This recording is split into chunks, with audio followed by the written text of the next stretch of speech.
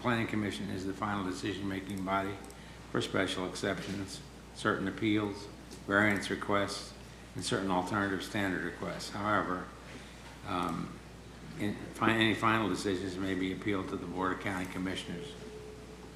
If anyone is in opposition to any land development code amendment, rezoning, planning commission, or any item where we transmit a recommendation to the planning commission, it would be important for you to attend the appropriate Board of County Commission meeting. Those of you who are not familiar with the format of our meetings, there are 3 sections. There are typically continuances, consent agenda items, and regular items.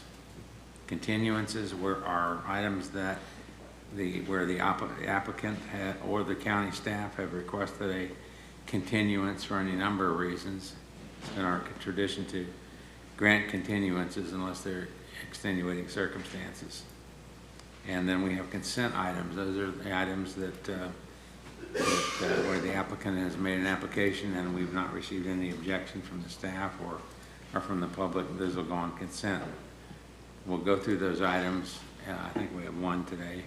And if there's people here that want to have it heard, raise your hand and we will pull it from consent. And that'll move to the regular items. And those are the items that we will fully vet and discuss. And the applicant will offer their plan or proposal, and anyone here that has comments will have an opportunity to speak. The applicant will have 5 minutes to make the presentation, and the questioners will have 3 minutes to ask their questions each. We also, prior to getting the main part of the meeting started, we have a period for public comment on any items that are not on today's agenda. So we'll do that in a minute. Let me mention before I do that we want everybody to make sure you have any phones silenced. So if you have a phone with you, just put it on silent or turn it off so we don't interrupt anybody. And for those of you who do plan to speak today, if you please stand and raise your right hand and be sworn. Anybody who plans to speak? Do you swear to affirm the testimony about the truth of God? All right, thank you. So do we have anybody here at this meeting that wants to speak about something that is not on today's agenda? We do have 2 individuals signed up for public comment, Mr. Chair. The first individual is David Engel. Is who? David Engel. Oh. Yeah, I think I heard it. Who? No, he's the president of Moffat, Doctor Who. David Engel, Planning, Development, and Economic Growth. I have just 3 quick items for the Planning Commission. I won't take my full 3 minutes. First thing is I wanted to note that on 10/21, Mr. Gray and myself attended the Board of County Commissioners meeting in Newport Richey, and the board declared Community Planning Month, and just wanted to let the Planning Commission know that the board expressed enormous appreciation for your active role here, charting our future and making Pasco a better place to live and to grow. And they were very appreciative of what you do as volunteers and also the expertise you bring to the table.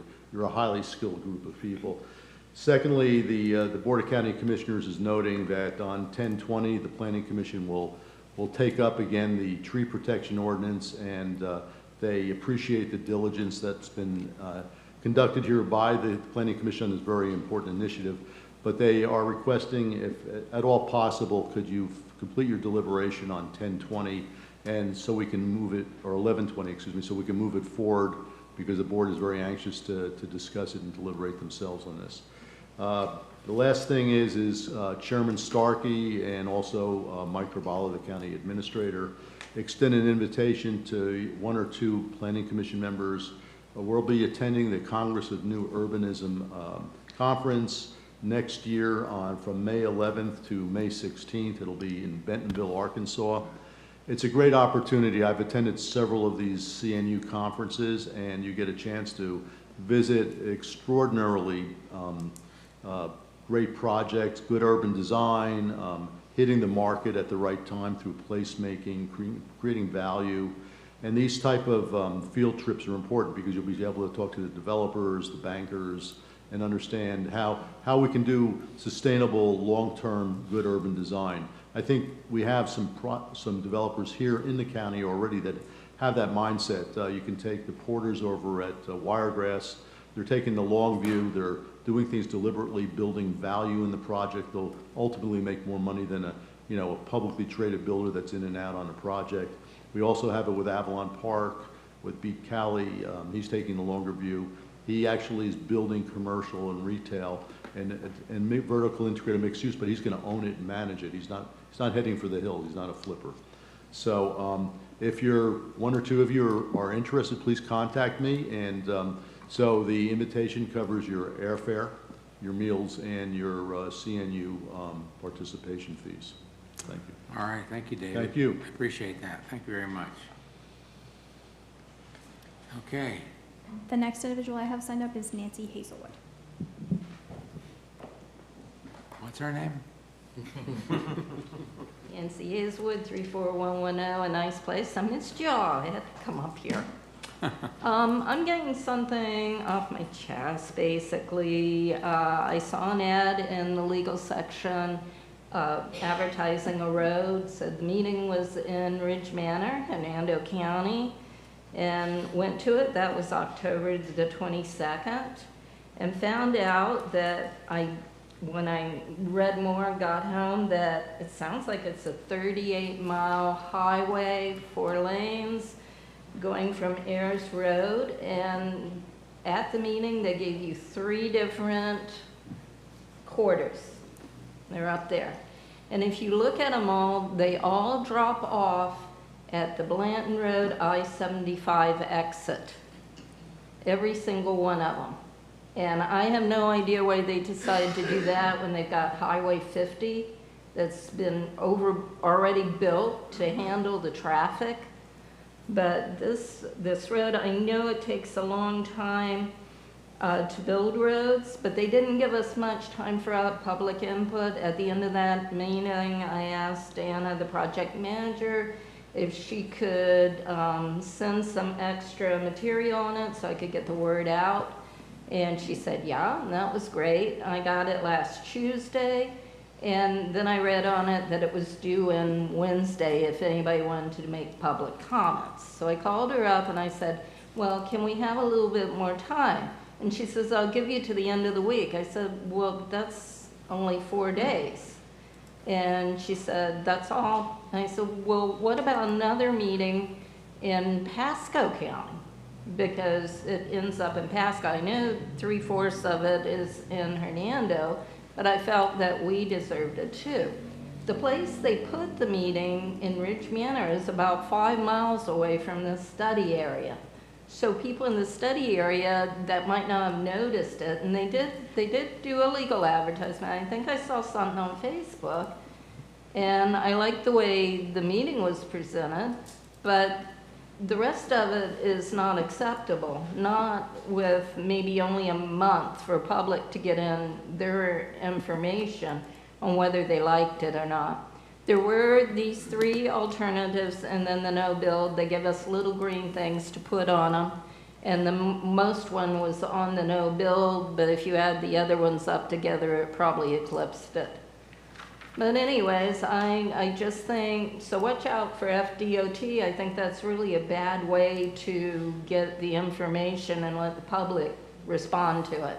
Thank you all. Thank you very much. Okay.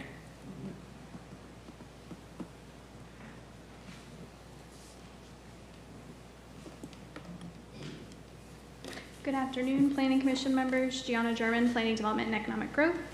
I did just want to note for housekeeping that we do have an individual sign up to speak on WebEx in opposition of PC5, and as well that PC5, the applicant has requested and been approved for 10 minutes as well to present. All right, so PC5 will be pulled from the consent then, right? PC5 is a regular item anyway. Is it? Okay.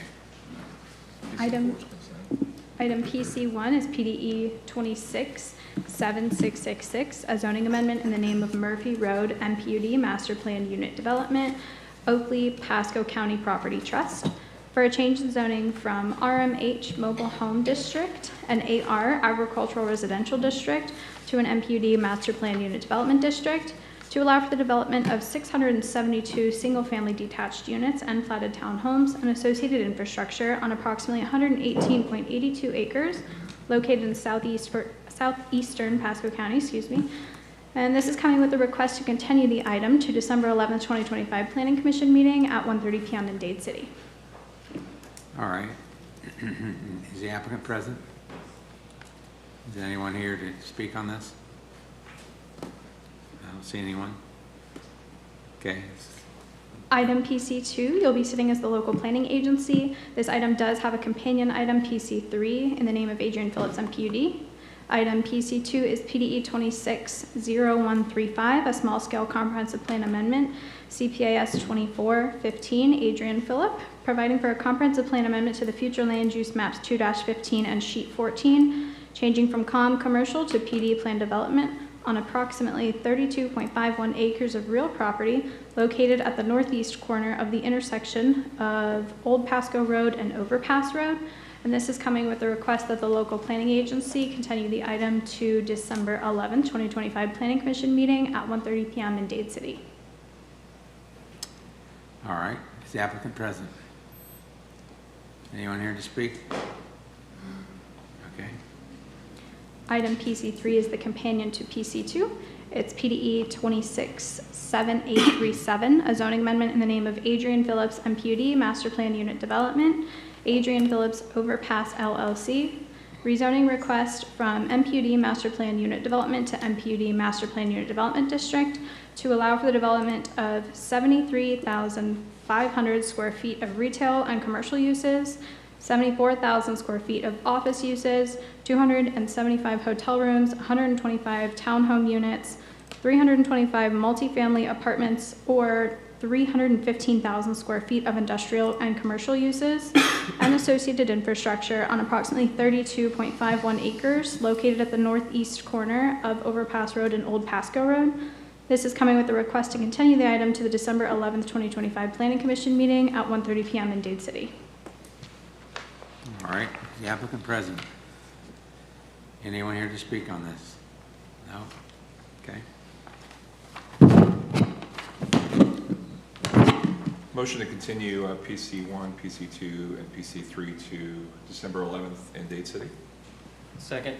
We have a motion and a second. Any further discussion on the motion? If not, all in favor signify by saying aye. Aye.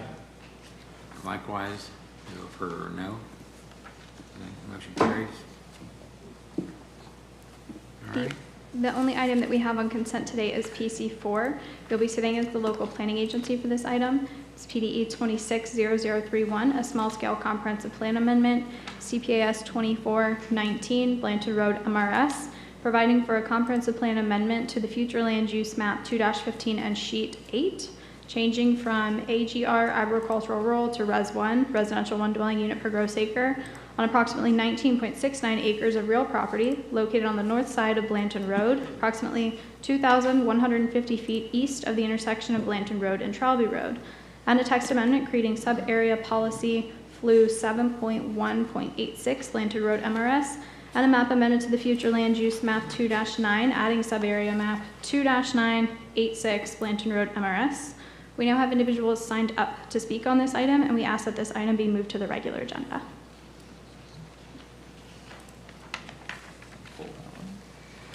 Okay, so we're pulling PC4, right? And that's the remainder of the consent agenda. Oh, there is no consent agenda then, basically. Okay. Nothing from nothing leads nothing. Good song. So is the applicant here on PC4? Anybody here to speak Probably should against? hear from staff first. Anybody here to speak? Else to speak? Okay. Yeah, I just want to see who's here. All right. All right, good afternoon. Amy Toll, Planning Development and Economic Growth. Today before you is a comprehensive plan amendment in the name of CPAS 2419 CPAS Blanton Road MRS. The item before you is a small-scale comprehensive plan amendment. It is requesting to be amended from AGR agricultural rural to residential 1 or Res 1, residential 1 dwelling unit per gross acre. The intent of this amendment is to allow for the development of an MRS on one of the parcels. The proposed amendment is going to be on 2 parcels currently. The MRS is going to be on one of the parcels. There is also a companion subarea policy that's ensuring that lot sizes are no less than 2.5 acres, with the exception of one of the parcels. One of the parcels is currently part of another platted subdivision. It's sitting at about 1.7 acres. So through the subarea policy, we are still ensuring that that remains at 1.7 acres, cannot get any smaller than that. However, if they need to vacate roads or add additional acreage to that parcel, they can do so. The subject site is located on the north side of Blanton Road, approximately 2,150 feet east of the intersection of Blanton Road and Trilby Road. And again, there's a companion subarea policy, 2-986 in the name of Blanton Road MRS that's running alongside this proposed amendment to Res 1. Here's a county location map. As you can see, it is located in the North Market area. It is also located in rural area 1, which is northeast Pasco rural area. Here's a context map showing the subject site in proximity to Blanton Road and Trilby Road. It's basically surrounded by agricultural lands, medium density residential, low density residential, with Dade City to the south. Here's a transportation map highlighting that on the south side of Blanton Road, there is a 12-foot multi-use path. Here's an aerial view that kind of zooms in just a little bit more for you.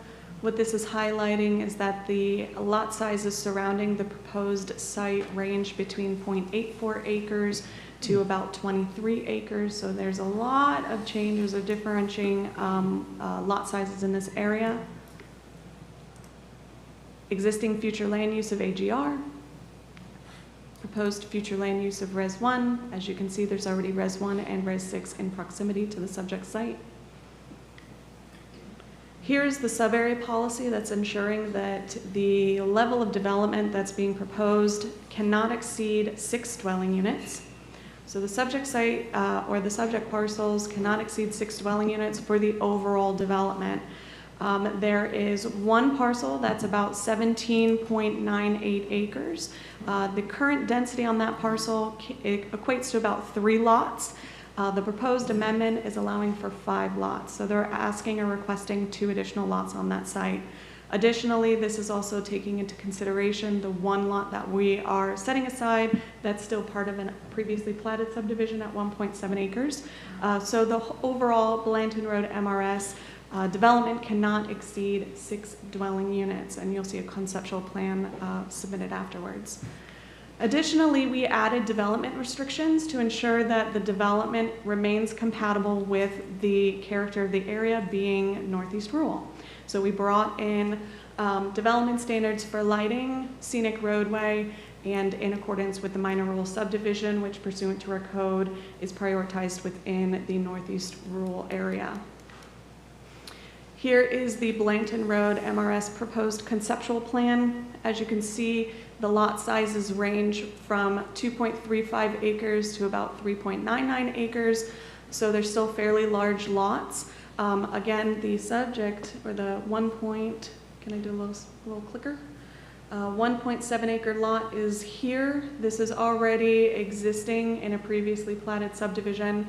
So through the establishment of the subarea policy, it's still honoring the size of the lot. However, the applicant is looking into vacating 4th Ave. They have been in coordination and communication with a real property. Once that process has happened, that portion of the right-of-way will be absorbed into the 1.7 acre lot. Here's a consistency policies that were established. The following policies or the comprehensive plan amendment, proposed amendment is consistent with the following comp plan policies. And these are in your agenda memo. Additionally, I would like to highlight in section FLUA 6, which is our comprehensive plan, it establishes the land use categories within the FLU designation, specifically through table 2-1. Res 1 is classified as a rural land use pursuant to our comprehensive plan. So with that, we recommend the local planning agency find the proposed amendment consistent with the comp plan. And I'd be happy to answer any questions you might have. All right, Amy, any questions? I have one question. Yes, David. Amy, has the file number, the PD file number for this matter changed at all? Yes, between 25 and 26. Okay, so it changed because The we're in a fiscal new year. fiscal year, basically? Correct. Mhm. Okay. But the location, legal description of the matter, none of that has changed? None of that has changed. Okay. This was previously heard back in August. The change was reducing the amount of density that they were requesting. Okay. Okay. So just going back to the concept plan, I noticed that there's the 25-foot scenic roadway buffer on the east or the west side of the property there. Is that also going to apply to that 1.7 acre parcel on the, or does it not because that's part of an existing Platted subdivision. platted subdivision? Correct. So the 25-foot buffer does not apply there? Well, generally it would apply in this visual, so you can see where the highlighted area is. Because it is part of a previously platted subdivision, they still have to plan for the scenic roadway. They're not grandfathered out of that requirement essentially. Okay. So, but So it it's is just the way still this is contemplated, drawn. yeah. Okay. Yeah, the site itself is actually a little over 1.7, it's 1.73. So in the sub-area policy, it's contemplating 1.7. We rounded down to give that flexibility. Additionally, with the vacated portion of the parcel or right-of-way, that will add, I believe, 0.21 acres to the site. So it's going to be about just under 1.8, just under, Okay. or 2.0, I'm sorry. Amy, what's the necessity to change the FLU designation for the existing lot of record? I'm looking at the platting section in the land development code, and this would be 700.3I, allows the construction of a single-family dwelling on any parcel of land recorded by deed as of June 16, 1989, but not to include lands platted on or after May 1st, 1974. I looked at the plat, that was 1920-something, and it looked like this was recorded by deed in 1976 or so, so why, it appears that there's already an entitlement to build a single-family home there already. Correct. Yeah, they do have the ability to construct a single-family home, like you stated. Their intent is to eventually bring this into the overall MRS design. So they're most likely they're going to vacate the right-of-way, consider vacating that portion of the plat, and then they're actually and I can have Jared speak to that if necessary, but they're actually proposing to potentially downzone the existing zoning district to make sure that the overall development aligns with more of a rural character rather than So higher density. the last time this was brought to us, this was pitched to us as a family compound. So what's different? Yeah, so from my understanding, the intent is still to give these lots to their family members. Previously, the challenge was through the limited family lot subdivision proposal, they weren't direct family, like they weren't directly related to the family, so they That would couldn't be a qualify. family compound. Right, so they couldn't qualify. So they proposed to reduce the density, the lots from that time. Still the overall intent from my understanding. So I can have Jared speak to that if necessary, but that is what is being proposed to us, is that they are still intending to use these lots for the daughters and sons and family members. So it's, well, I guess we can ask the applicant, but I recall it was one non-family member. And it would seem that there's an existing lot of record that the non-family member could buy that lot, and then the limited family division could be used for the family members on the remaining land, but we'll hear from the applicant. Sure. Okay, any other questions for Amy? No? Okay. Just one more Yeah. last question. Amy, is the right-of-way for Fourth Avenue included in the change? It is part of the change, yes. Okay, so it'll, if it's vacated, it'll just be part of, it'll also be, Correct. It'll be absorbed into the 1.7 acre so parcel. its flue is being changed as well? Correct. Okay. Okay, thank you. You're welcome. All right, you come forward, give us your name and address, Actually, please. can I ask a question before you go back? Sure. So is that right away, the title's vested in the county? Correct. So how does the applicant get to apply to change the land use on a county piece of property? We've coordinated with real property. But it's not vacated yet. Correct. What if It's in the the board doesn't process of being vacate vacated. Well, the county, remember, the county's approved, if the county approves it, the county can decide to change the land use on its own property. Yeah, I understand that, but it just seems like the cart's a little before the horse. I mean, if the county commissioners don't like it, they could always exclude it. Thank I you, just want to Amy. know whether it was being included or not, but. Yeah. Okay, maybe you have some more comments on that, but yeah. Yeah, Go yeah, ahead no and make your problem. presentation. Jairus Barbie, Symbiosis Planning Consulting, 10117 Kingsbridge Avenue, Tampa, Florida. Appreciate you guys' time and thank you for hearing this out again. Yes, it still is the plan of the family to essentially have lots and share it across the family, but one of the people does not meet the requirements of the limited family lot division. So that still is the plan, yes. Why are we kind of treating this southeastern parcel separately is because we're not trying to lay out policy to establish what the board has to do. So the board still has a prerogative to vote against the vacation of that right-of-way. So we're not asking for policy to be created to force their hand to do so. If it is in their prerogative to save that right-of-way for some uses, that is in their prerogative. And as far as the legal description, I believe you are correct. I don't believe that right-of-way is included in our legal description that is for this sub-area policy, nor the comprehensive plan map amendment. So yes, you are correct. I think there would be some slight discrepancy there for that particular thing, but that's not, we have no control over that. That's going to be on whether or not the board votes to actually vacate that right-of-way. So that's why it's been presented as such. What we've tried to do is reduce the lot count by one more lot to show that, you know, we are okay with trying to give up something to still proceed forward in this endeavor. And I believe the lots that we've shown as far as sizes do fit a rural character and size. They're larger than some of the lots that are in the area and middle to the size of some of the other ones.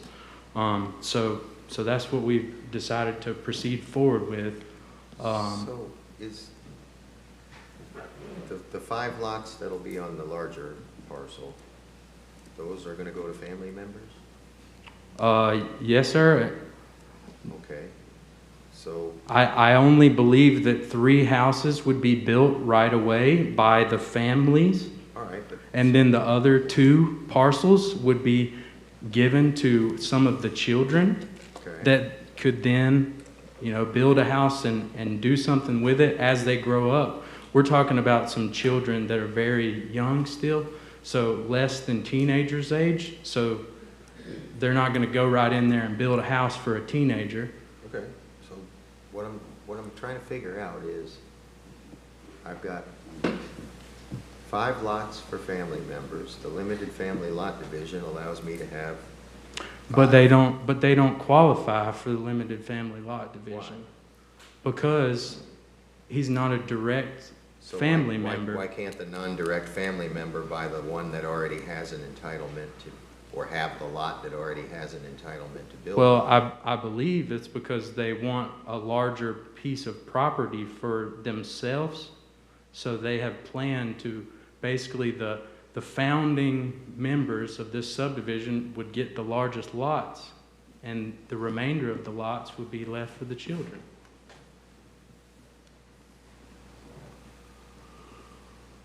So, I'm still not understanding this. I've got We- 5 lots for 5 family members and 1 non-family member, and I've got land here that I don't even need to be here for a public hearing today for. I can avail myself of the land development code as it is with the land use and zoning that's in Well, place the today, zoning that's and I in- can accomplish my goal of Sorry. getting 5 lots for my 5 family members and 1 lot for my non-family member. And we were concerned the last time here that the problem is the story that's getting pitched to us today is that this is for a family compound, but yet we're setting this up to be a subdivision that, well, if I change my mind and my family doesn't want it, then I can just sell these lots off to any Joe Q. Public. I think that's the issue at hand. I understand what you're saying, Mr. Moody, and there's nothing in the county that says anyone at some point can't get rid of property. So unless it were tied through a limited family lot division, and that is a headache for the planning department to try to track that as it goes on in history as well. But There's lots of headaches for the staff in the we can't move forward with that on that parcel as it sits now because it has AC zoning, which requires 10 acres, if I'm not mistaken, correct? So that parcel is 17.96 acres. So it can't be legally split now with the zoning that's in place. That's why we're proceeding forward with this. And if this doesn't work out, we would have to come back for a rezoning for that particular parcel to allow for a zoning district that would allow for that type of split anyways. So we can't do that as it sits now. So where does the limited family lot division say that the 5 lots has to comply with the minimum size of the zoning district? Okay, all right, actually it does, I do see that.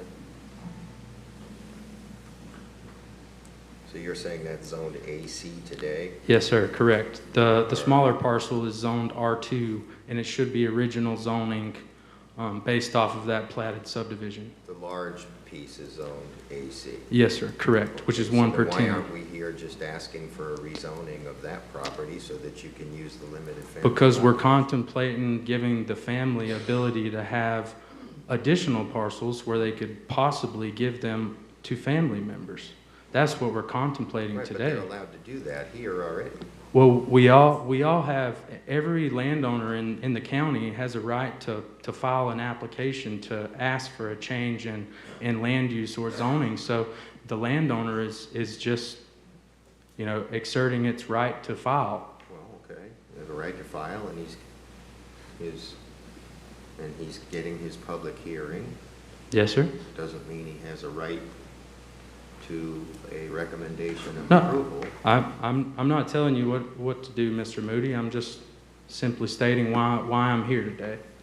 I'm just completely confused and baffled as to the code already has provisions to accommodate the situation you've described, but this is the second time we've come back here trying to create a subdivision. And with all due respect, I'm in the northeast rural area, and I'm sure that these people behind you are all going to get up and tell me about it, about how they want to have their minimum 5-acre and 10-acre tracts out here.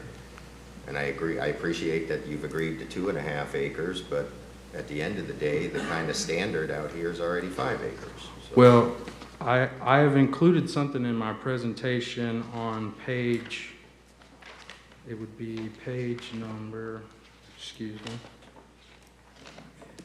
14, which I did a GIS analysis of the entire northeast rural area and identified the land use categories and show here that Res 1 covers approximately 11,572 acres, which is 14% of the entire rural area. And as you can see, there are other things that are, like Res 3 is in there, Res 6, Res 9. 11,572.94 acres were changed to Res 1 by the property owner. That, Were those 11,572.94 acres of Res 1 created with the original comprehensive plan? I don't have that answer, Mr. Moody. But I would say that we've tried to go above and beyond to do something that is rural by further restricting ourselves from Res 1 into this sub-area policy that simply asks for a density increase from 0.2 dwelling units per acre to 0.312 dwelling units per acre. So that is the request that we're coming forth with. We're proposing to do wells and septic in accordance with some other comprehensive plan policies. We're not proposing to extend any services for water or sewer. We're trying to do larger lots. The scenic roadway buffers will be in place. The other buffers that are required through the other code in 604 will be provided. So that's a 20-foot width between any buildings and roadways, and 30-foot buffer between any buildings and adjacent properties. And the goal of this landowner is to save as many of these existing trees that are on this site to do this, you know, with respect to whatever, you know, has to be leveled for pads and might have to be altered to accommodate stormwater. So I think that we're trying to propose something that is rural in character and nature, and we've shown evidence of how we meet the comprehensive plan policies that are in place today.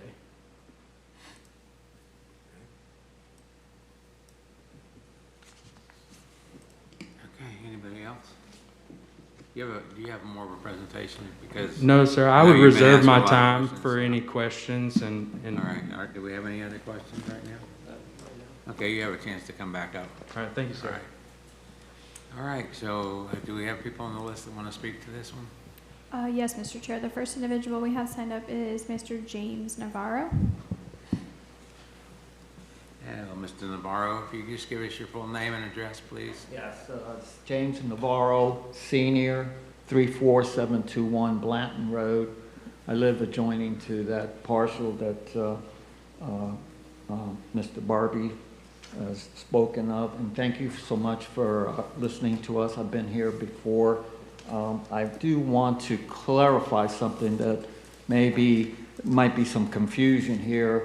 As I spoke to Mr. Barbie this week, and as I understand it, the daughter of the owner is not planning to move next door, so I don't know what they're referring to as a family compound. Maybe he can correct that. Maybe I misunderstood. But I'm here also to tell you guys that the water quality right now is terrible. I have an image that I showed here of the what I have to go through to get decent water, and even then, I'm having a lot of tannin and rust in my house. You're adding an additional 5-6 units. It's going to create more strain. The other problem is runoff, or we get a lot of flooding coming off, especially during hurricanes, coming off the crest of the hill as it goes in. Our neighbor across the way, Mr. Lorenko, he's not here today, couldn't make it, but he's had to put bags of sand in order to prevent the runoff. Again, I get flooding towards the back part of my property as well. So I do see that we're going to be seeing more trees down, more asphalt, and also more roof coverings. So this is going to create an issue as far as runoff is concerned, I think, in my personal point of view. Again, I have nothing against the Fernando family. They're lovely people. They sat at my table and we discussed this.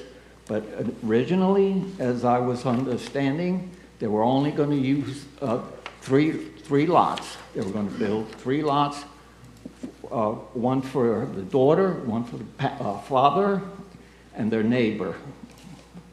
Thank you so much. Okay, thank you. Any questions?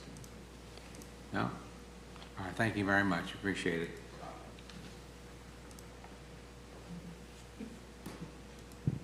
The next individual we have signed up to speak is Mr. Paul Gandolfi. I apologize if I messed that up.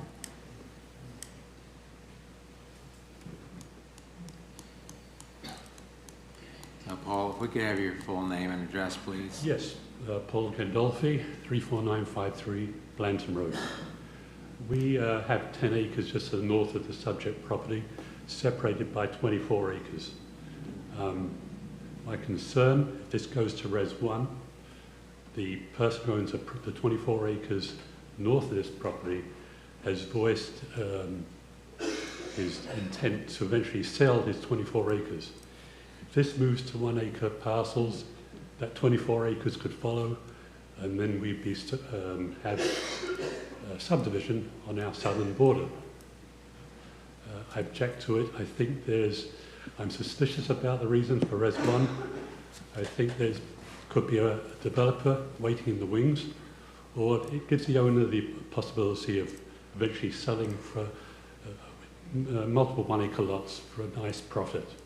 So that's really what I've got to say. That's it. Okay. Thank you. Yes, are there any questions for? Okay. The next individual we have signed up to speak is a Miss Cindy Gandolfi.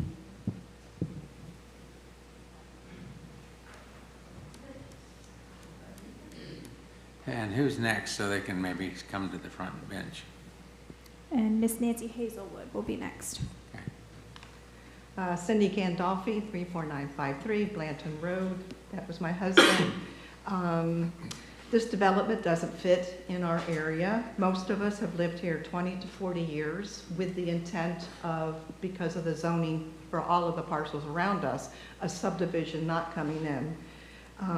We fear that once, and I say fear, not concern, that when small property owners, just as this, starts to chop up their property, then it's just going to open the door to other areas doing it. You know, it's bad enough we have to be concerned on the larger development coming into the area, and now we have to start being concerned on small private landowners. He knew what his zoning was when he purchased the property. I don't know why he just doesn't sell it and go buy some property that will accommodate his requirements. He's still asking for Res 1. We have no guarantee that if it does get past to Res 1, it will stay at 6 lots. Once you're in Res 1, then that opens up the door for 1 lot per acre, and that's not what fits in our area. Thank you very much. Thank you very much. Appreciate it. The next individual we have is Miss Nancy Hazelwood, and we have no other individuals signed up after that. Okay. There's no one else that wants to speak to this one? Okay. Nancy Hazelwood, 34110, a nice place. I'm waiting for a map to be put out, but I'm going to say that going from Ag to Res 1 is the problem. It's not how many units he's going to put in. It's changing the land use in the protected area. And once that map goes up, you will see it shows it very clearly. This makes everything pretty much fair game for anybody else to come in that wants Res 1 or higher.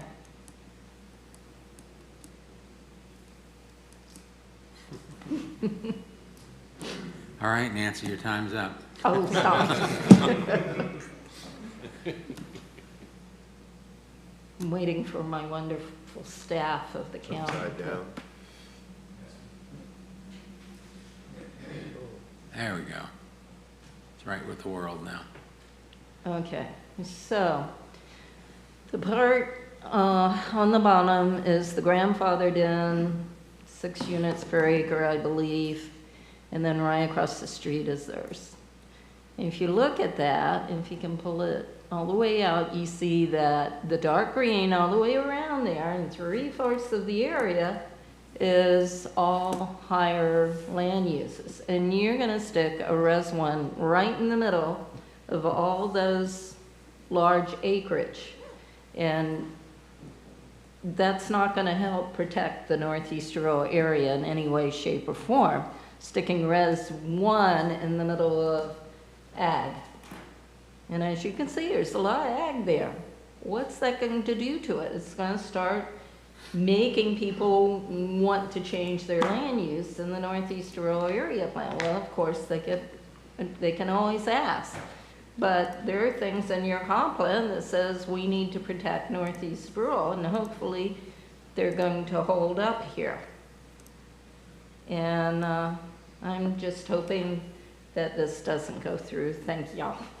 Thank you.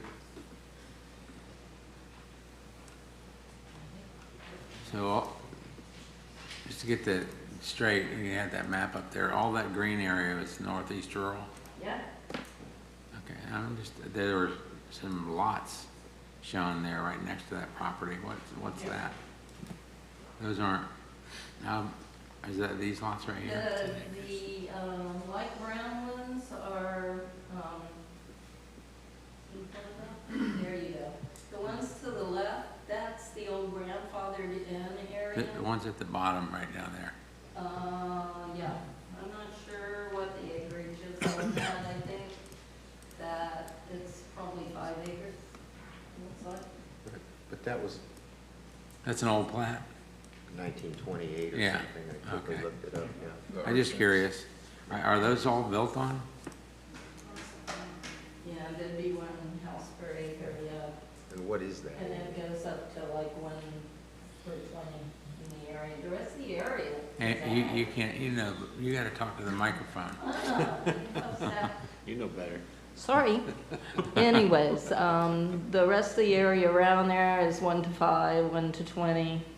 You know, they're all area where there are homes in there and people are very happy and they want it that way. So we would appreciate it if somehow we could keep that land use from changing. So, but Amy, this area over here that's been parceled up into smaller tracts, Correct. that's been there for a lot of years. Yeah, Is that what you're it saying? predates the establishment of the Northeast Rural. Patty, if you could zoom out, please, right there, and turn on the future land use. I was just going to suggest doing the same thing. I would zoom out even more. There's a lot of Res 1 to the south. Correct.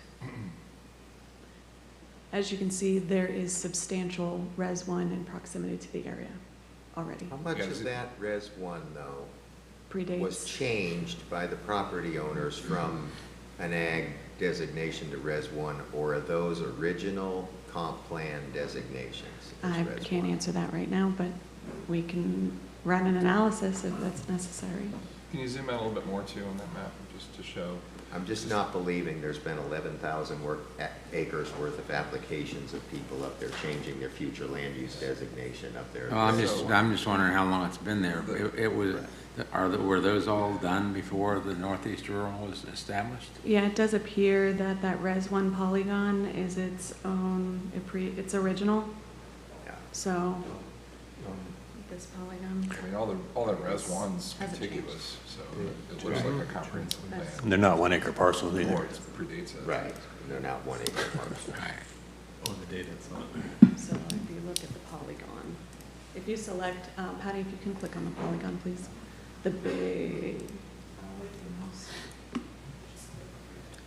Do we have something that shows what the boundaries of the northeast rural are up there? Yes, you can turn on the northeast rural boundary as well. So as you can see, it highlights that whole polygon. So in the GIS data, that means that has not changed. Yeah. There has not been any amendments in that area.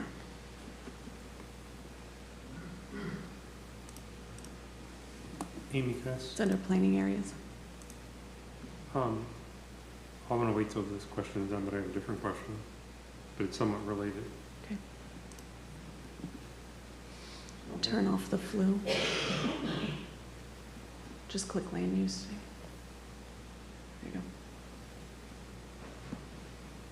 So the green shaded area is the That is the northeast whole- rural area? Correct. Yes. Okay. And then Amy, quick question, sub-area policy. Sure. I'm not saying exclusive by asking this question, but don't we generally have sub-area policies associated with PD land uses? So PDs require a sub-area policy because they do not define density intensity. However, a sub-area policy can apply to any land use because it's essentially the comp plan's version of an MPUD condition.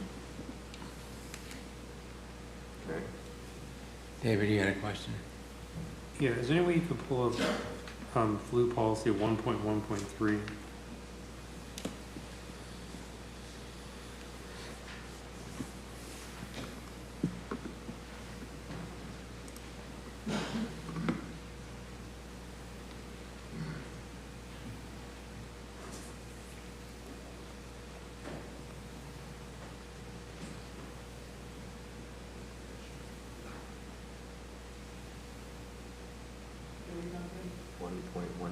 One point one point three. 1.1.3, land use, chapter 2.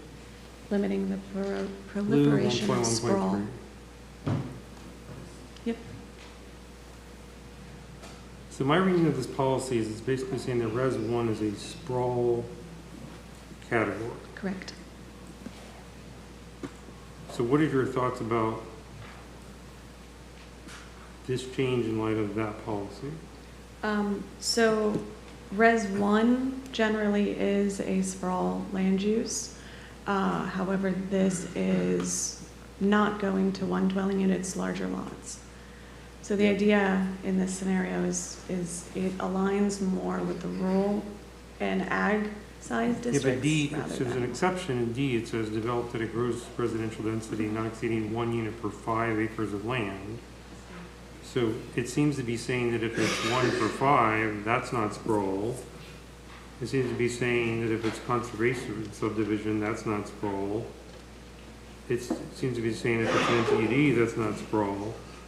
I recognize that there's an exception in A if it's less than 300 acres, but it almost seems like an arbitrary distinction because if somebody came in with a series of 50-acre tracts that all added up to over 300 acres that you could effectively create sprawl.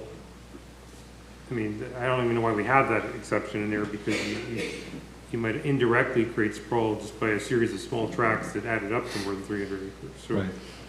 I mean, B, C, and D make sense to me, but I don't know why we have an acreage. I guess what I'm saying is, if we think that Res 1 is a sprawl, is creating sprawl, why do we have an acreage threshold exception? I can't speak to why Nectarios Pito's planning development economic growth. I can't speak to why policy flu 113 has letter A in it, but the policy is correct that Res 1 is considered a sprawl density throughout the county except for in Northeast Rural because in section flu A6, the official future land use map, the appendix A6, I guess it would be under provision 3. No. Under table 2-1, provision 3, within the Northeast Pasco rural area, Res 1, future land use classification is deemed to be a rural land use classification. So the comprehensive plan is already considering Res 1 in Northeast rural as not sprawl, but as a rural density, or excuse me, rural land use classification.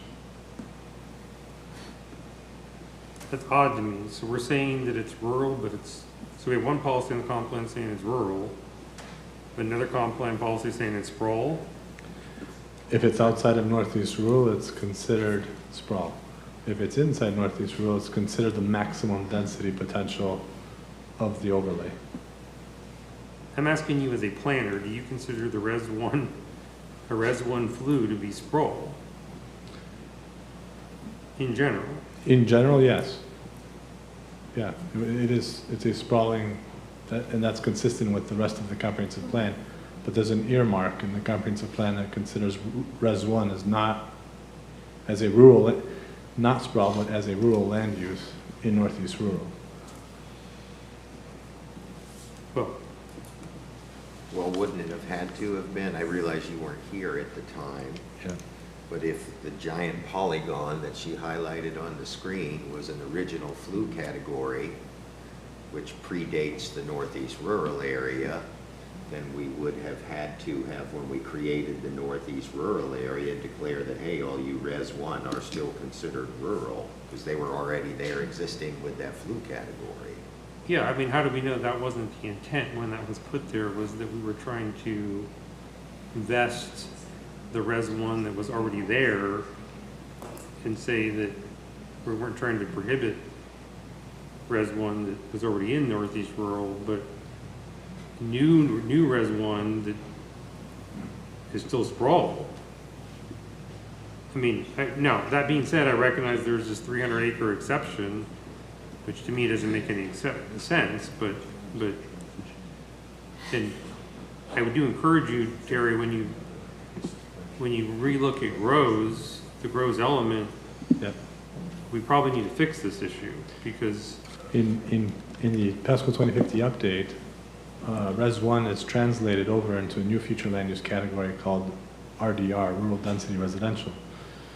The RDR flu is combining some of the skipped over densities that exist between where AGR is today and all the way up to what the comprehensive plan today considers what you would think about it as Res 2, but we don't have an actual Res 2, but technically speaking, the RTA, the rural transition area, which is to the west of the rural, Northeast rural area, talks about 2 dwelling units per acre. So RDR is trying to cover this gap that we've been silent on for so long. But in the Northeast rural area specifically, we're proposing a cap to keep it at 1 dwelling unit per acre, so that there's no status, so that the status quo remains in Northeast rural. So if you have the RDR designation within Northeast rural, that means you were likely a Res 1 previously, and you are going to remain capped at 1 dwelling unit per gross acre.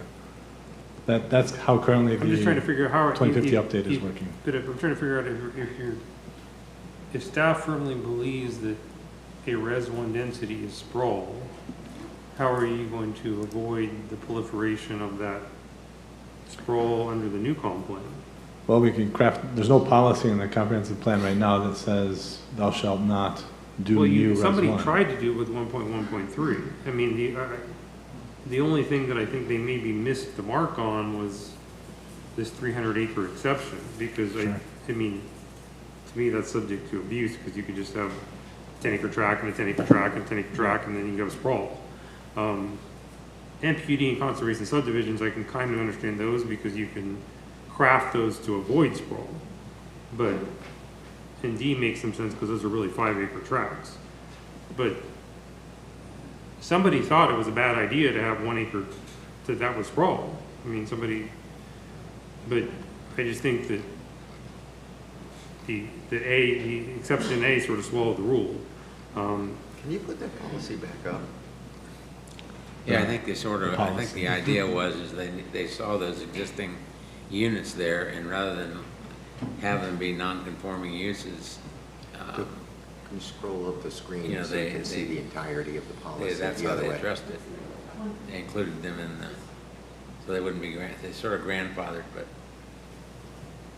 So, David, although your argument might be helping the position I have on this case, I'll just say read this again.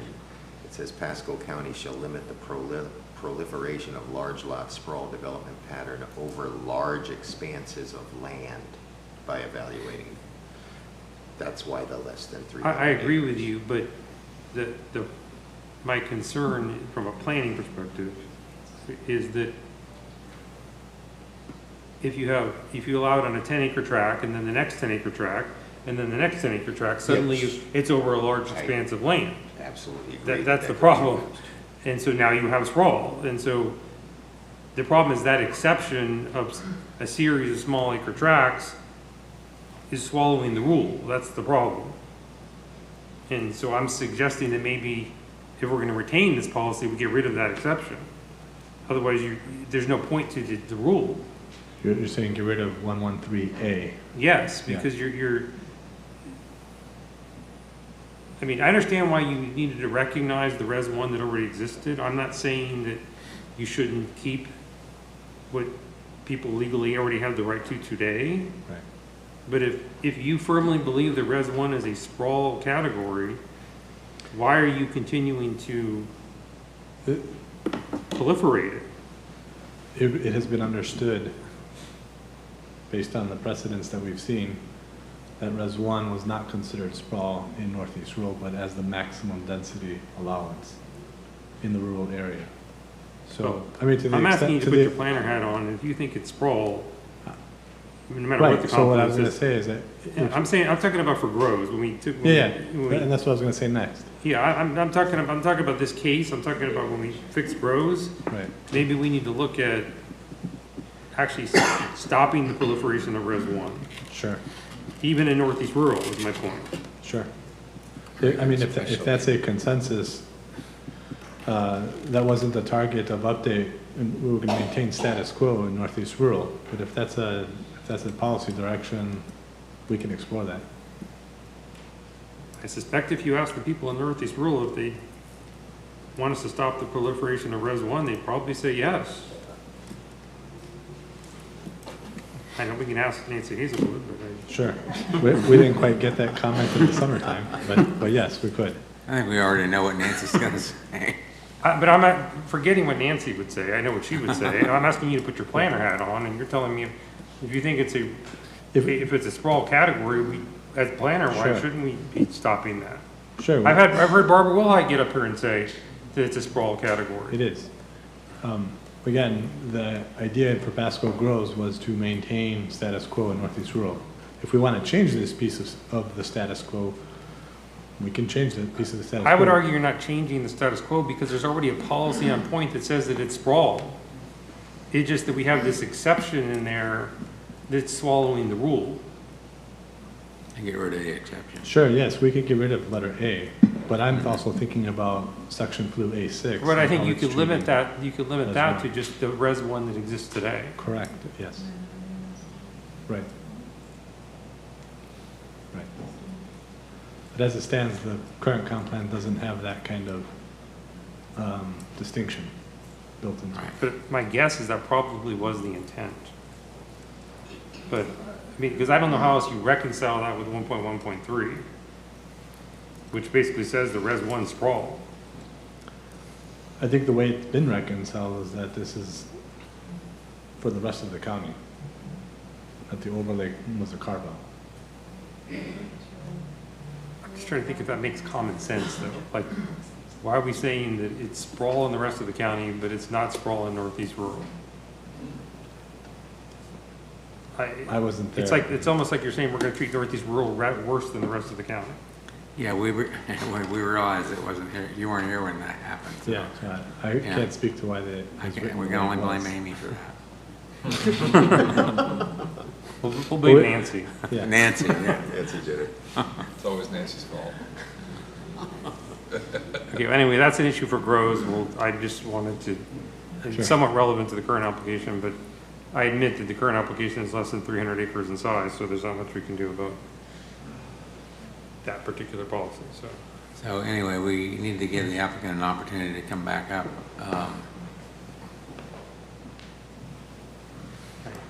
Thanks again, everyone. I will make a statement as a planner myself as well. I do think that there is a difference in between fully maxing out Res 1 and having 1 acre lots proliferated across a large land area, and what we're trying to do by proposing a sub area that is directly tailored to how this land can be developed out. So if it were to ever be contemplated to be changed, it would have to come in front of you to be voted on at that time. And if there is anything that we have missed, we have that opportunity now to add something into there if you think that we have missed the mark on protecting the character by this proposed intrusion. I would argue that this is not an intrusion.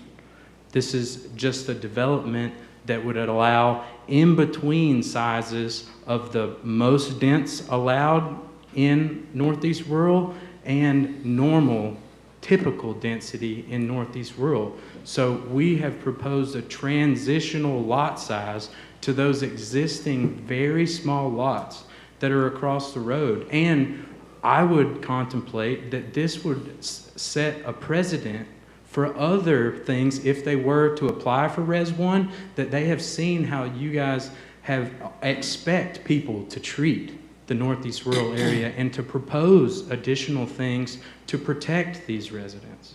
And that's what we have proposed to do by proposing this sub-area policy, which goes above and beyond the typical regulations. So what you just said is that I'm drawing a roadmap that others can use to develop the Northeast Rural area. Hold on.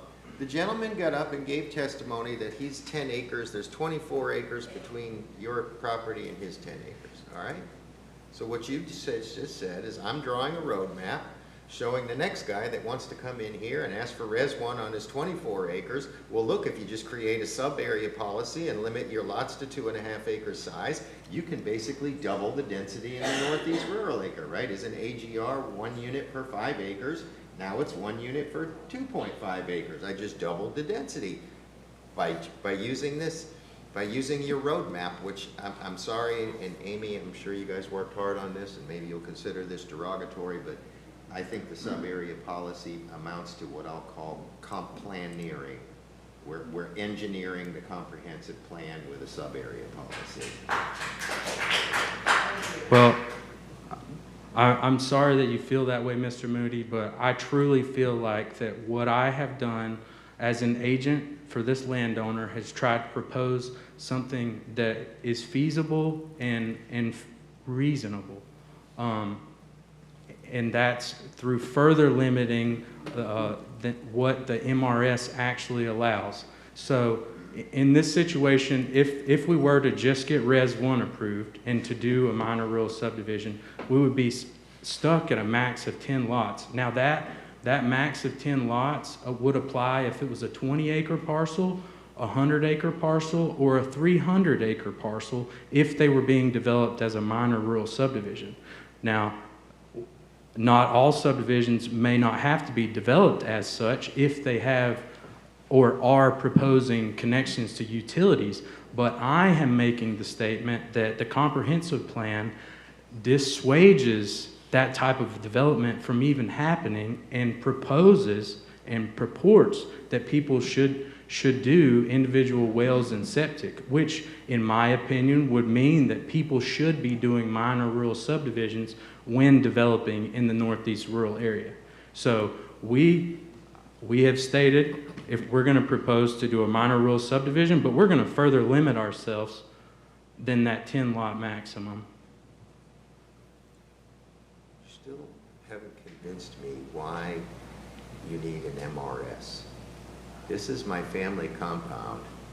You've told me the family compound, the limited family division allows you up to 5 lots. You've told me you've got 3 lots that you need today and 2 that may go, so those... Yeah, but we would... You can create, and then someone can do another limited family division to give it to their child or grandchild later.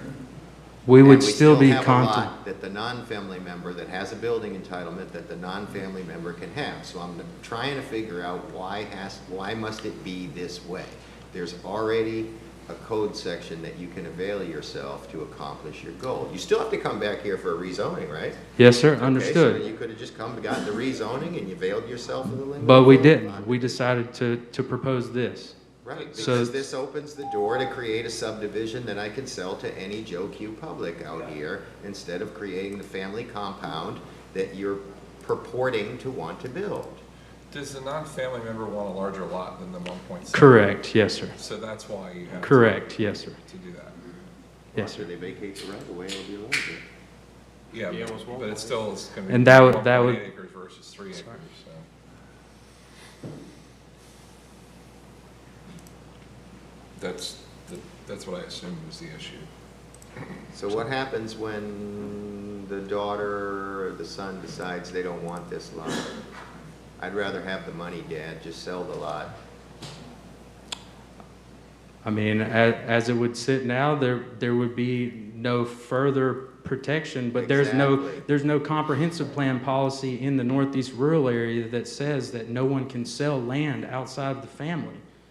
That's not a policy that the county takes and says. I mean, No, the unless policies it's are to try to prevent the development of the land and the subdividing of the Well- land. We made some carve-outs so that families can leave a legacy for the children. well. But we're trying to prevent the development of the land. I would contemplate that this action would leave the land in its finished state of use. So it would not be contemplated to be further subdivided.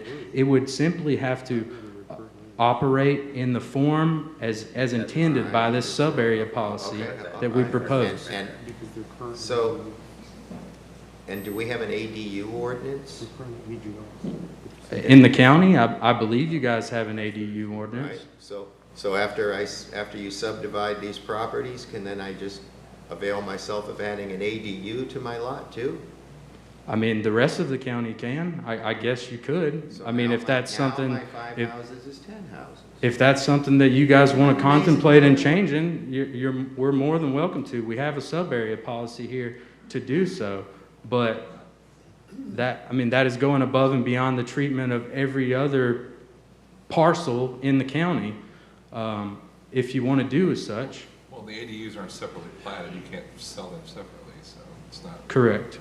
And they have a maximum square footage of, I believe, 1,200 square feet, if I'm correct. So it's not really, Unless you're a special exception. unless you're a special section. So, like I stated, I'm happy to try to work within the policy to help with the compatibility issue, if that's the true thing that you guys see the issue is.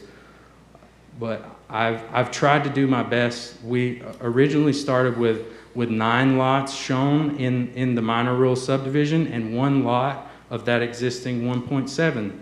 And then now here we are at 6 max. So I'm trying. I'm trying. I promise you. I don't have any ill will against any of these families. I love them just like everyone else. I don't think you have any ill will. I think you're a planner here representing a client. I don't think this isn't a personal attack on you. Could we put the flu map back up on Mapper?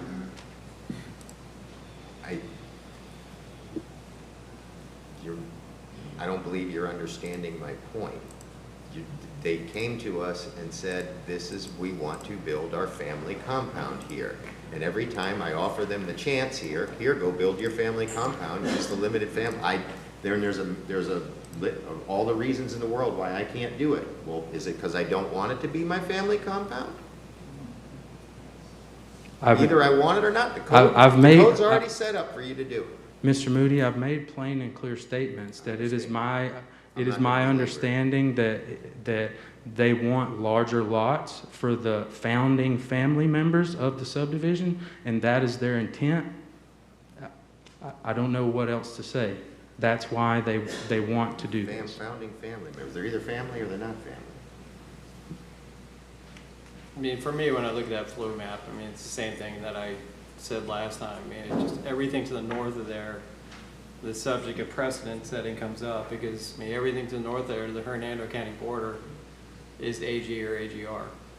I mean, I understand that there's proximity, there's Res 3 and Res 1 in that area, I get that, but everything north of Blanton Road up to the Hernando County border is AG and AGR, and I think, to John's point, all the points that are made here, we're setting a bad precedent with doing this, and it's nothing against what you've tried to accomplish there in the sub-area policy and the like, but I really have heartburn with this one.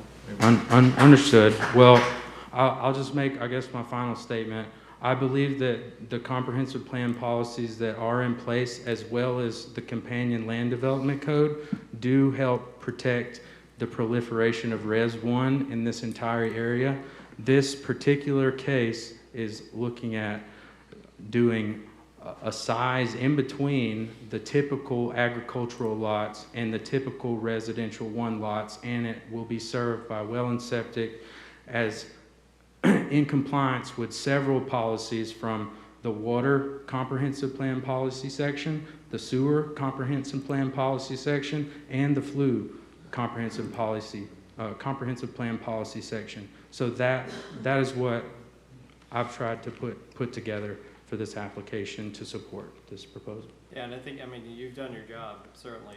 I just think, from me sitting here looking at this, you said it before, you didn't mean to say it this way, but you're setting a precedent, as Mr. Moody said. There's, this is a roadmap for others in the future to use, and I can't wrap my arms.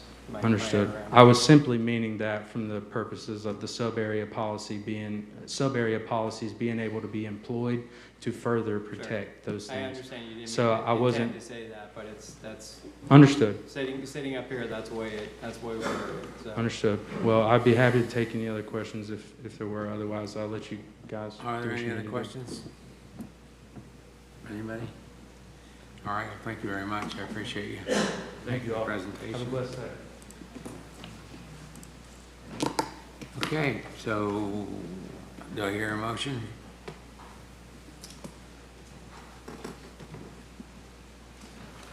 Sure. For purposes of discussion or otherwise? Yes, for purposes of discussion, I would move to recommend denial of the petition. Okay, we have I'll second it. motion, we have a second. All right, discussion? I think I said it, and I'll just echo it again with Chris. I think, but he's exactly right. He stood up here and said, I'm basically creating a roadmap for the next guy to come along, whether it be 20 acres or 15 acres. We'll change the comp plan to Res 1. I'll create a special sub-area carve-out of the comp plan for my subdivision. And why wouldn't every other property owner along Blanton Road go and do this if we push the first domino over right here? Yeah, I'd additionally say, I think it's our obligation to protect this area, as the residents that are sitting here. So we're committed to doing this, and I don't think that Mr. Barber's done anything wrong. I think he's done his job. It's just I can't accept the precedent that it sets for this area. Yeah, and it should be noted that, there was a lot of effort made. It wasn't like he strictly came in and asked for Res 1. Mm-hmm. There were the sub-area policies that were discussed, but again, I'm in the same position. I think it just sets a precedent, and everything on the north side of Blanton Road is either AG or AGR, like it's already been said, so. For me, it's, you're talking about a difference of 2 units. As it stands now, they can build 4 units on that land, and they're asking for 2 extra units. So it's not a tremendous impact to the area. I think they did a good job with coming up with sub-area policy. I can see how it could potentially be abused, but we would review those cases on a case-by-case basis whenever that comes up, and we could see that happening and take appropriate action at that time. So, I think we need to look at this on the merits of its individual case as opposed to what might happen in the future. So I kind of disagree with the rest of the body because of that. Matt, do you have anything? Yeah, I'm trying to figure out how to say what I'm thinking, but You could just vote. You don't have to say anything. It's up to you, though. I'm just saying you're not compelled to say anything. my wife tells me that all the time. He's trying to keep you out of trouble. This is a comprehensive plan amendment. What are we saying it's inconsistent with in the comprehensive plan is my question. Well, to be clear, for comprehensive plan amendment, it's a legislative decision.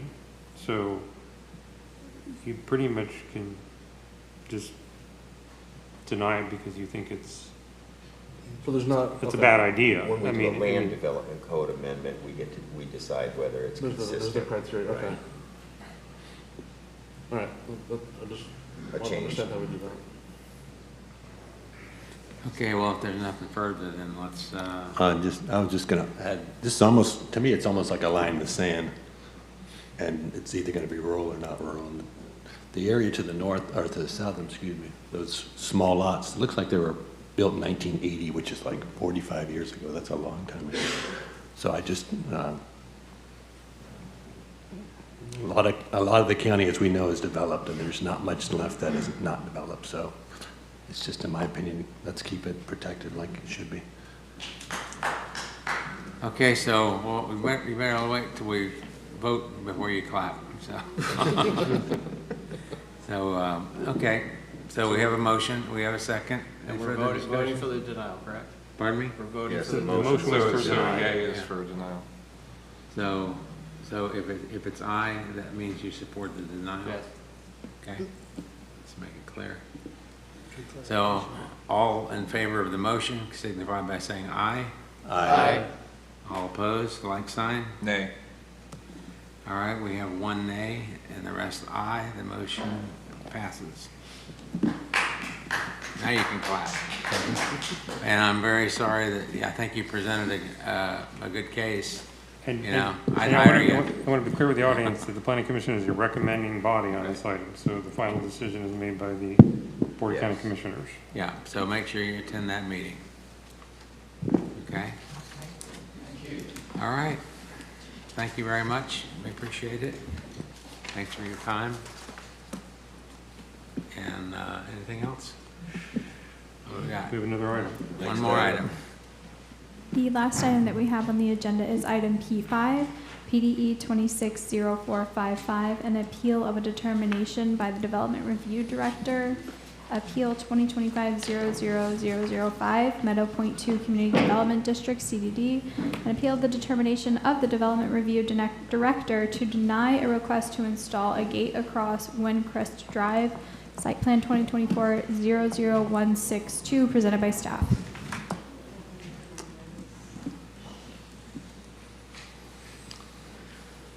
Patrick Dutter, Development Review Director.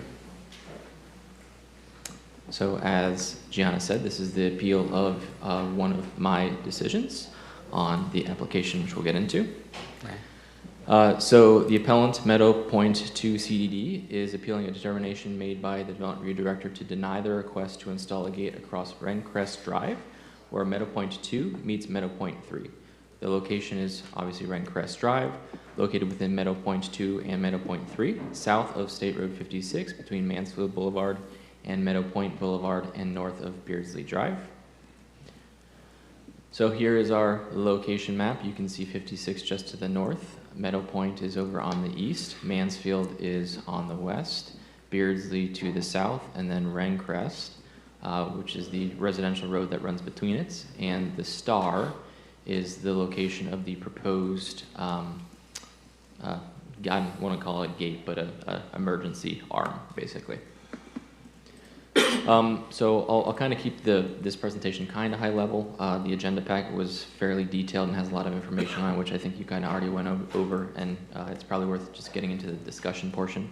But primarily while we're denying this application was with this provision right here, which is the interconnecting street pattern portion of the Land Development Code. So I'll just read it out loud. Continuation of existing street pattern and street access to adjoining property. The proposed street layout shall take into consideration the street system of the surrounding area.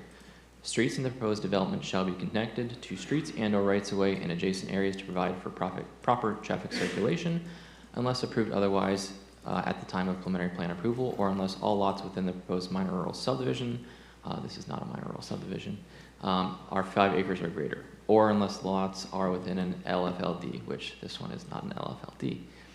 Street connections and rights-of-way to adjoining areas shall be provided to give access to such areas and/or to provide for proper traffic circulation as determined necessary at the time of preliminary plan approval where the cul-de-sac is not provided, a temporary T-type turnaround, including barricades, shall be provided on all dead-end streets with more than 2 fronting lots or parcels. Subdivision collectors shall also comply with that section as well. But that's primarily why we denied the application. So this is just a quick little snip I did using Google. So the top is the travel time it would take. So it's kind of hard to see, but on the right-hand side, that's where that gate would be. So if someone was on the opposite side of that gate, right now, it's a 3-minute travel time through on Rencrest to get out to that major intersection with very limited potential conflict points. Assuming that gate is installed, the residents of Meadow Point 3 would have no option but to go south all the way out to Beardsley, up again, which is a 7-minute travel time with multiple potential conflict points. So a little bit more in the background. On August 20th, 2024, the appellant applied to construct a swing arm gate across Rencrest Boulevard, where it goes from Meadow Point 2 into Meadow Point 3, to act as a permanent road closure. After reviewing the request, the LDC, the comp plan, and receiving input from other departments, the development review director denied the request, citing LDC 9016011 as the main factor. The appellant then submitted an appeal pursuant to LDC 4071A2, which states the Planning Commission is required to conduct a de novo hearing of the said appeal. And then, like I said, the agenda memo contains more information, documents, rebuttal, support for the development review director, information on the LDC comp plan, county attorney's office input, and prior court actions against the appellant. I'm going to go backwards just real quick. So where Rencrest meets Mansfield, I believe CDD2 had originally installed, there's an existing gate there they installed a swing gate arm in front of that, which made traffic backup a bigger concern. I believe the county and the district went to court over that issue, and the judge said that swing arm needed to be removed or kept in an upright position until they actually go through a permitting process, which is why they submitted the site plan. Granted, they moved the location of where the swing arm would be, so it's in the middle of CDD2 and CDD3, but that's how we kind of got to where we are today. All right, Patrick, thank you. Mm-hmm. Any questions? Any questions for Patrick? Just real quick, can you go back to the land development code section? Mm-hmm. I understand your logic, but isn't the land development code, did the very first word say the proposed street layout shall take into consideration the street? Nobody's proposing a street layout here. It's an existing street layout. I think they're saying at one point it was proposed. Yeah, so I think the Okay. original And applications. then, well, all right, and so then I wanted to ask this question. At the time these two, Meadow Point 2 and 3 were developed, was this section in the code, and was it in the comprehensive plan? I know we have a continuation of street pattern. Sure. That's something I don't know off the top of my head. I will say if you look at the subdivision plan and the plat that supported these developments, you could clearly see that I think there's some argument, maybe.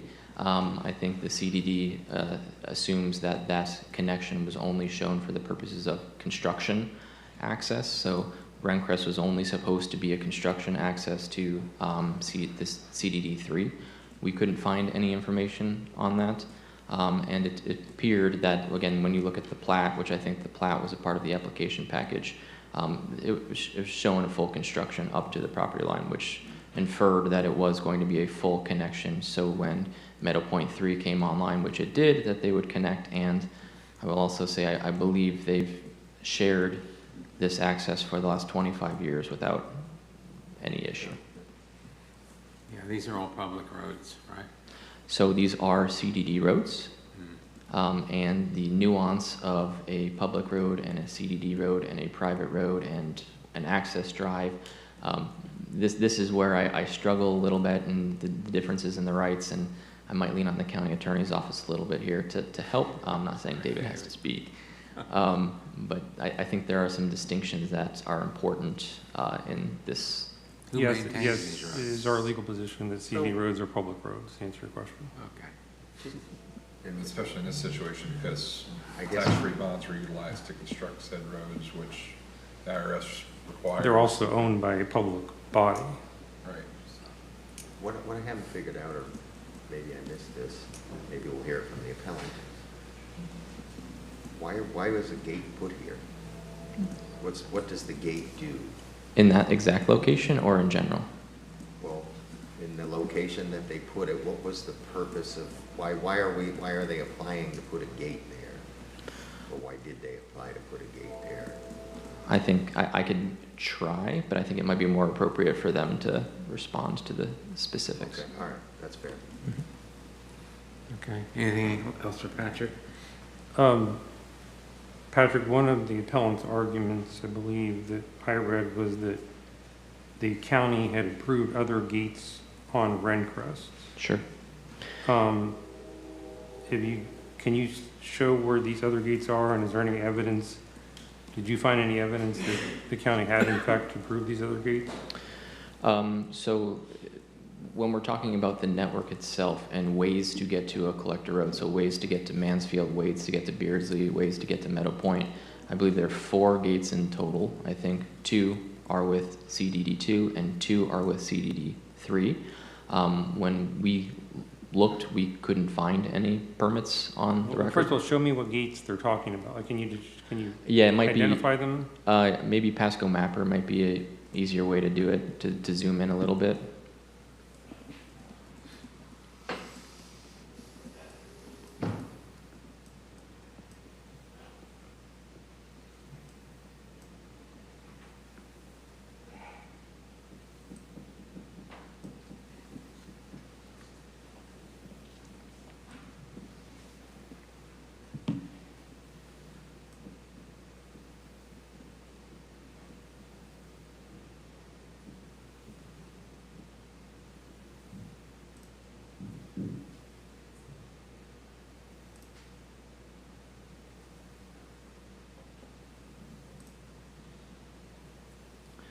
All right, so that is number 1, right there on the left where the bullet is. So that's the first one. I believe that's the one where the swing arm was initially installed in front of that, I think was asked to be kept in an upright position. It's not exactly there, right? It's in a little bit. Yeah, it's in a little bit, 7,500 feet from the actual right-of-way line. Okay.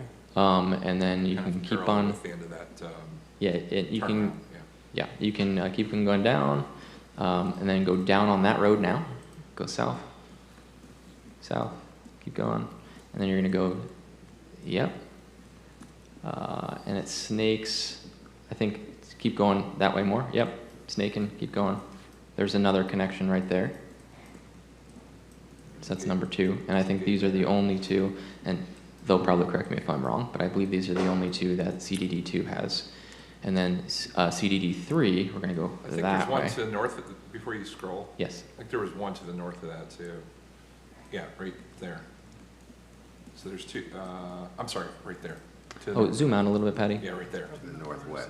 Or northwest, yeah. So there's 2 gates. Okay, so it's really 3 gates there. But 3 gates. I'm not sure it connects. I think it might be an isolated pod. Can you zoom into that community just to? Yeah, that's an isolated So pod. that's like a gated community, and then this other one serves as a gated community. Yeah. So, did you find any evidence that the county had approved those gates? So I'm not sure. I do not know if we looked at every single gate. That's something we can go back and clarify. But of the gates that we did look at, we did not see. We could not find any building permits applied for the gates. We could not find any plans that officially approved the gates. One of the older subdivision plans for Meadow Point 2, you could see very, very fainted out concept of, hey, there's probably going to be a gate here, but there's no arrow pointing and saying, hey, this is a gate. It wasn't reviewed for any type of gate. Now, granted, these were approved back in the 90s, and I was not making those decisions back in the 90s, so I don't know other than just finding that information. Okay, thank you. Mhm. And then CDD 3 has the gates to the east, right? CDD 3 has the gates, and if you zoom out more, Patty, because it's kind of an expansive area, and then go north more. Yeah, and if you zoom in, yep, and go zoom in a little more to the right. Yeah, so that line, that long line is really the break over to the right, where you see the pavement change a little bit. That's really the break between the two CDDs. But yes, if we go further to the east, you'll find two gates this way for this CDD. And if I'm correct, that line is the proposed location of the new warning gate. That is correct.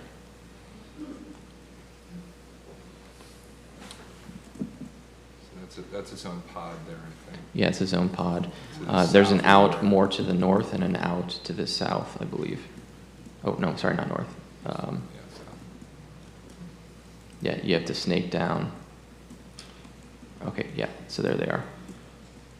One to the, move your mouse to the left, right there, and then also to your north along that one right there. And then I have a question for Mr. Tonello. Is Meadow Point 3 zoned for the schools that are on Mansfield? I need to take a look, but Can you? actually, I think the county has the school zones on the map layers. Is it a layer? Patty, can we check on Pasco Mapper if that's a layer? I think it might be under cultural. Cultural? I think so. Schools. Let's see. Actually, there might, keep going, I think there's another one for elementary, middle, and high. Yeah, there they are.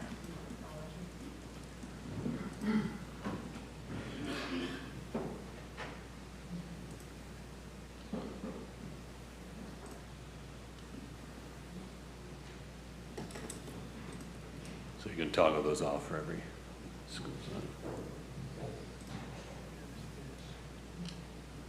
Okay, I'm having a hard time reading this, so. That orange, it's all the same school zone, I believe that's. I know, but what school is that? John Long. Yeah. Okay, so is that the one that's on Mansfield? Yeah, you can look at it, you can see it right there on the map, just Okay. above that block, yeah. And then Okay. Wiregrass is, if you got a high So is school. it's zoned for all the 3 schools that are on Mansfield? Yeah. Okay. Go back to elementary, there was a little, Carve out. yeah, That's not part of that neighborhood, though. okay. Yeah, that's its own pod. Yeah, yeah. And then just go to high school, just to be, it's gonna be Wiregrass Ranch High School. Just so we cover them all.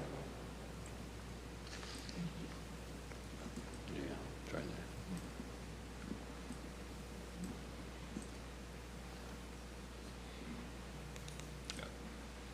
So they're all zoned for the schools to the west. Yeah, right in that area there. Okay. It's like a whole complex.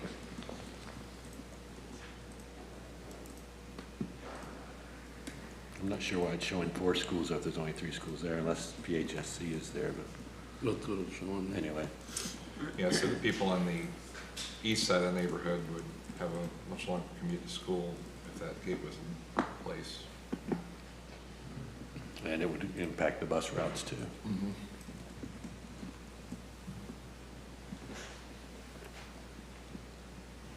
Okay. All right. Oh, Thanks, you Patrick. want to wait for the chair? No, I'm sorry. I was You passed the asleep gavel. at the wheel here. You want the gavel? I don't think, does anybody else have anything for Patrick? Okay. And now we're on to public comment. No, the appellant. Oh, the appellant, I'm Appellant's sorry. representative. Appellant. And I think they were granted 10 minutes, is that correct? Correct. Okay. Good afternoon.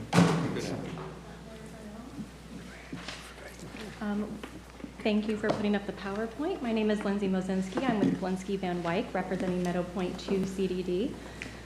I see I have a clicker here. I'm guessing this is going to help me with my PowerPoint. Awesome. Thank you so much.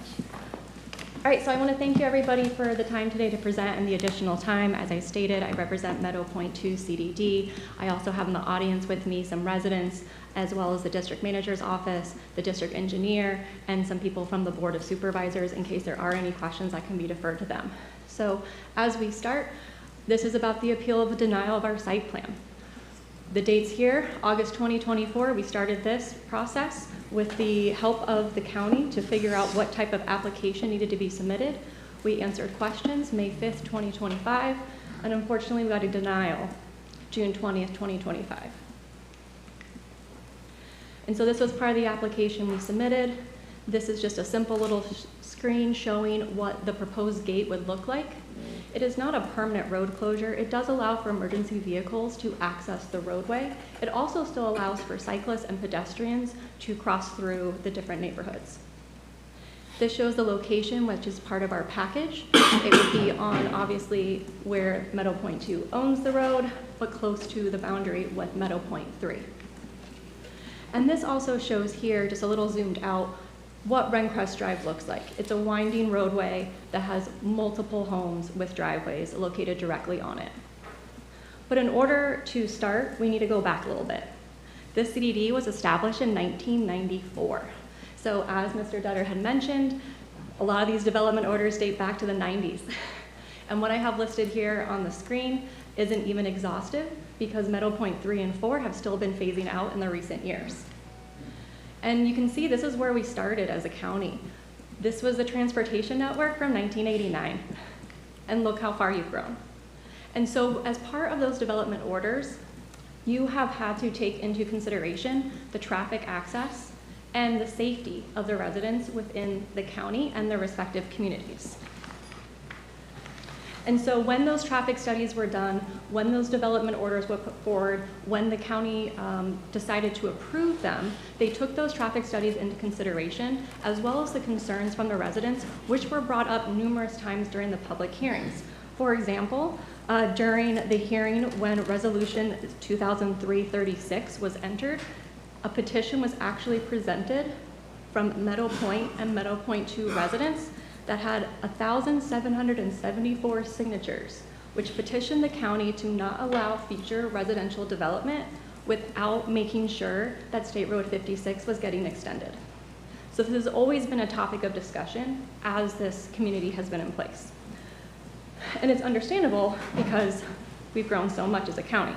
So Rencrest Drive, this is the first page of the plat, which shows the dedication. And part of the language within it is that it's the intention of the owner that the district shall construct, operate, and maintain all street right-of-ways as shown and depicted hereon. And when you go to the page of the plat that has Rencrest Drive as Tract A, it also has the language that these respective tracts, Tract A, is not dedicated to the public. It will never be, and it still to this day has not been dedicated to the public. It is not considered a public right-of-way as defined by Pasco County Land Development Code. So Rencrest Drive, it is a local residential road. If you pull it up on your GIS mapper, you're gonna see it's designated as residential and owned by Meadow Point 2 CDD. It runs east to west. It does intersect with Mansfield Boulevard. It does not intersect with Meadow Point Boulevard. It actually dead ends into Meadow Point 3 into a cul-de-sac. And throughout the entirety of Rencrest Drive, it's lined on both sides with residential homes, single-family homes, with driveways throughout. It is a narrow road. It is with the drive-over gutters, not the permanent higher barriers. And as it was discussed by Mr. Dutter, there is a swing gate that opens up at the intersection of Mansfield Boulevard and Rencrest Drive, as well as the other locations that would get you into this portion of Meadow Point 2. Meadow Point 3 also has these types of gates to enter into their part of the community. Now, as I stated, Rencrest Drive does not go into Meadow Point Boulevard, and you'd actually would have to connect through it through a couple of different streets in order to get there. But these roads located within the community, they're not considered public, they're considered private, and that's under Chapter 316 of the Florida statutes. In fact, the community had to enter into a traffic enforcement agreement with the county just so that we can make sure that the local law enforcement were going to enforce the rules of the road.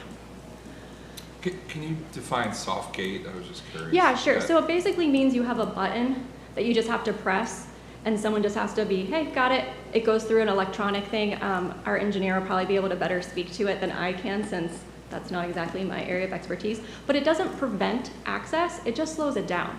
It's still able to be accessed by any member of the public. It just takes you an extra second to get in there because you have to press a button.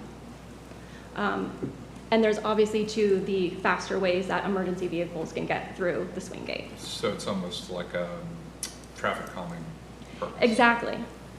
Exactly. It's, can act like a deterrent, but if people wanted to, they just drive up, they can get in. I just, said that on the record. So, but as I was stating, Rencrest Drive, it's narrow in width.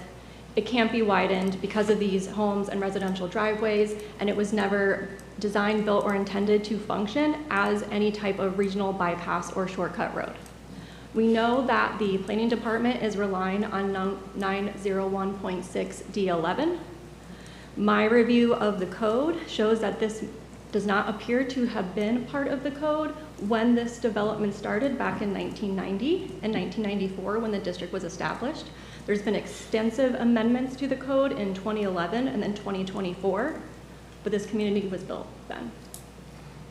And so what we're trying to do, though, is make sure that the whole code is looked at and not just this little strict section. Because if you look at the beginning of 9016, you see that the intent and purpose of the section is to make sure that there's safety for vehicular and pedestrian traffic. Additionally, throughout Chapter 901, 9013, access management, you want to preserve the flow of traffic in terms of safety, capacity, and speed. And that's what we're looking to do here today. The code also requires you to follow the manual uniform standards for design. They also put safety as the first principle that needs to be taken into consideration. So yes, connectivity, that makes sense. Unfortunately, though, one of the reasons that we brought forward this application is that it is our understanding and belief that the gates of Meadow Point 3 may not be really slowing down as much as they used to in the past, where they either might be remaining open or there's been some kind of bypass system that allows more people to get in more freely and more often. And because we know that this area, though, in general, Meadow Point 2, Meadow Point 3, does have gates, it was never meant to be a cut-through street. As included as part of our package, we do have a section relating to a current, semi-recent rezoning petition 7530 from resolution number 2207RZ, where there was a special condition under the right-of-way public dedication section, but it said streets required to ensure adequate traffic flow to and through the land are to remain public and should not be gated. Rencrest Drive, private, gated. Therefore, it's not required to ensure that there's adequate traffic flow here. And that is evidenced by the different highway vision maps that have recently been amended by the county throughout the years. Because as you can see, even with the future 2035 classification, Rencrest Drive is not on here. It's not meant to be a major collector or arterial road. And so although connectivity may be convenient, Rencrest Drive was never meant to be that connector for people outside of the community. And these maps obviously have been put in place because the county knows that this area is developing, it's growing, it's expanding. They're taking these traffic considerations when making these decisions. You're looking at these safety considerations as well. But unfortunately, due to the increased traffic that have been able to cut through a street that was never meant for that, we have some safety issues in our neighborhood. That includes property damage as well as people being struck, including children, by vehicles that are driving at excessive speeds throughout the street. As part of our application, we did have a traffic study that was done. It did show that all of the intersections around the area do meet applicable and acceptable levels The 1F that was found is something that was already existing, even without any type of closure or arm barrier at Rencrest Drive. We're actually looking at double the amount of traffic that you would see in the average neighborhood that has as many homes as we do on that street. And so what we're looking for here is for the county to consider safety over convenience. I know that there were a couple of questions regarding the other similar streets, which I can't answer that question, but I know I'm low on time, so I want to make sure I get through the rest of my presentation here. But the county mentioned in their agenda memo that, oh, we shouldn't have a problem. You guys are gated, you're only having your residents within these communities access it. But it's interesting and conflicting when we had our response to comment period back in May of 2025, when the county actually said that we are supposed to be using this as a reliever road. And I do respectfully request that I may have another minute to finish up my speech and then answer questions if necessary. Go ahead. Thank you. So as I was saying, it's conflicting information. Stating we're supposed to be a parallel reliever road for east-west traffic between 56 and Beardsley, but yet, oh, we don't have a problem because we're gated. Can't be both ways. And so that's why we're requesting that this county look at safety. Another thing in the agenda memo is that yes, vehicle accidents happen, and there can also be the occasional trauma airlift. I'm not sure when that became the standard, but I don't think it should be acceptable, especially when we have the option and the choice and the chance to make it different. And so that's what we're trying to avoid. We're trying to avoid the trauma airlifts that have occurred on our street by putting up an emergency service gate to reduce the traffic. Because we can't control what Meadow Point 3 does, but we can control what we can do within our own boundaries. And so safety should always be at the forefront of this development review. And we request that you reverse the previous denial by the planning department and allow that the gate barrier be implemented and that the county choose safety over convenience. Thank you. So I have a question. Can I ask a question? Yeah. Go ahead. Questions? Go ahead. Well, you can start. Go ahead. What kind of permit approval did you apply for? So we had a conversation, and I do have Jerry Whited with the district engineer who was part of that process, who might be able to better answer. We had requested what type of application would be needed here because we weren't sure. The county seemed to be unsure potentially at the beginning. And then they gave us, I believe, a substandard road application, but then said we still need to go through the whole PSP process with the site plan. So there was a pre-application meeting, there was a submittal, the fees, and then comment period. So a preliminary site plan?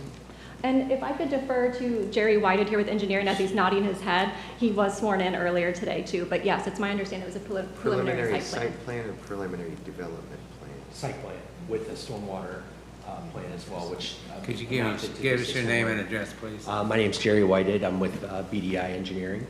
Okay, thank you. So you had to apply for a preliminary site plan? That's correct, with a stormwater plan requested, as well as the fees that accompany that, which are very substantial. Okay. There was a lot of ambiguity surrounding what type of application submittal that we would put forth, and there were many attempts to clarify that after our pre-application meeting over several months.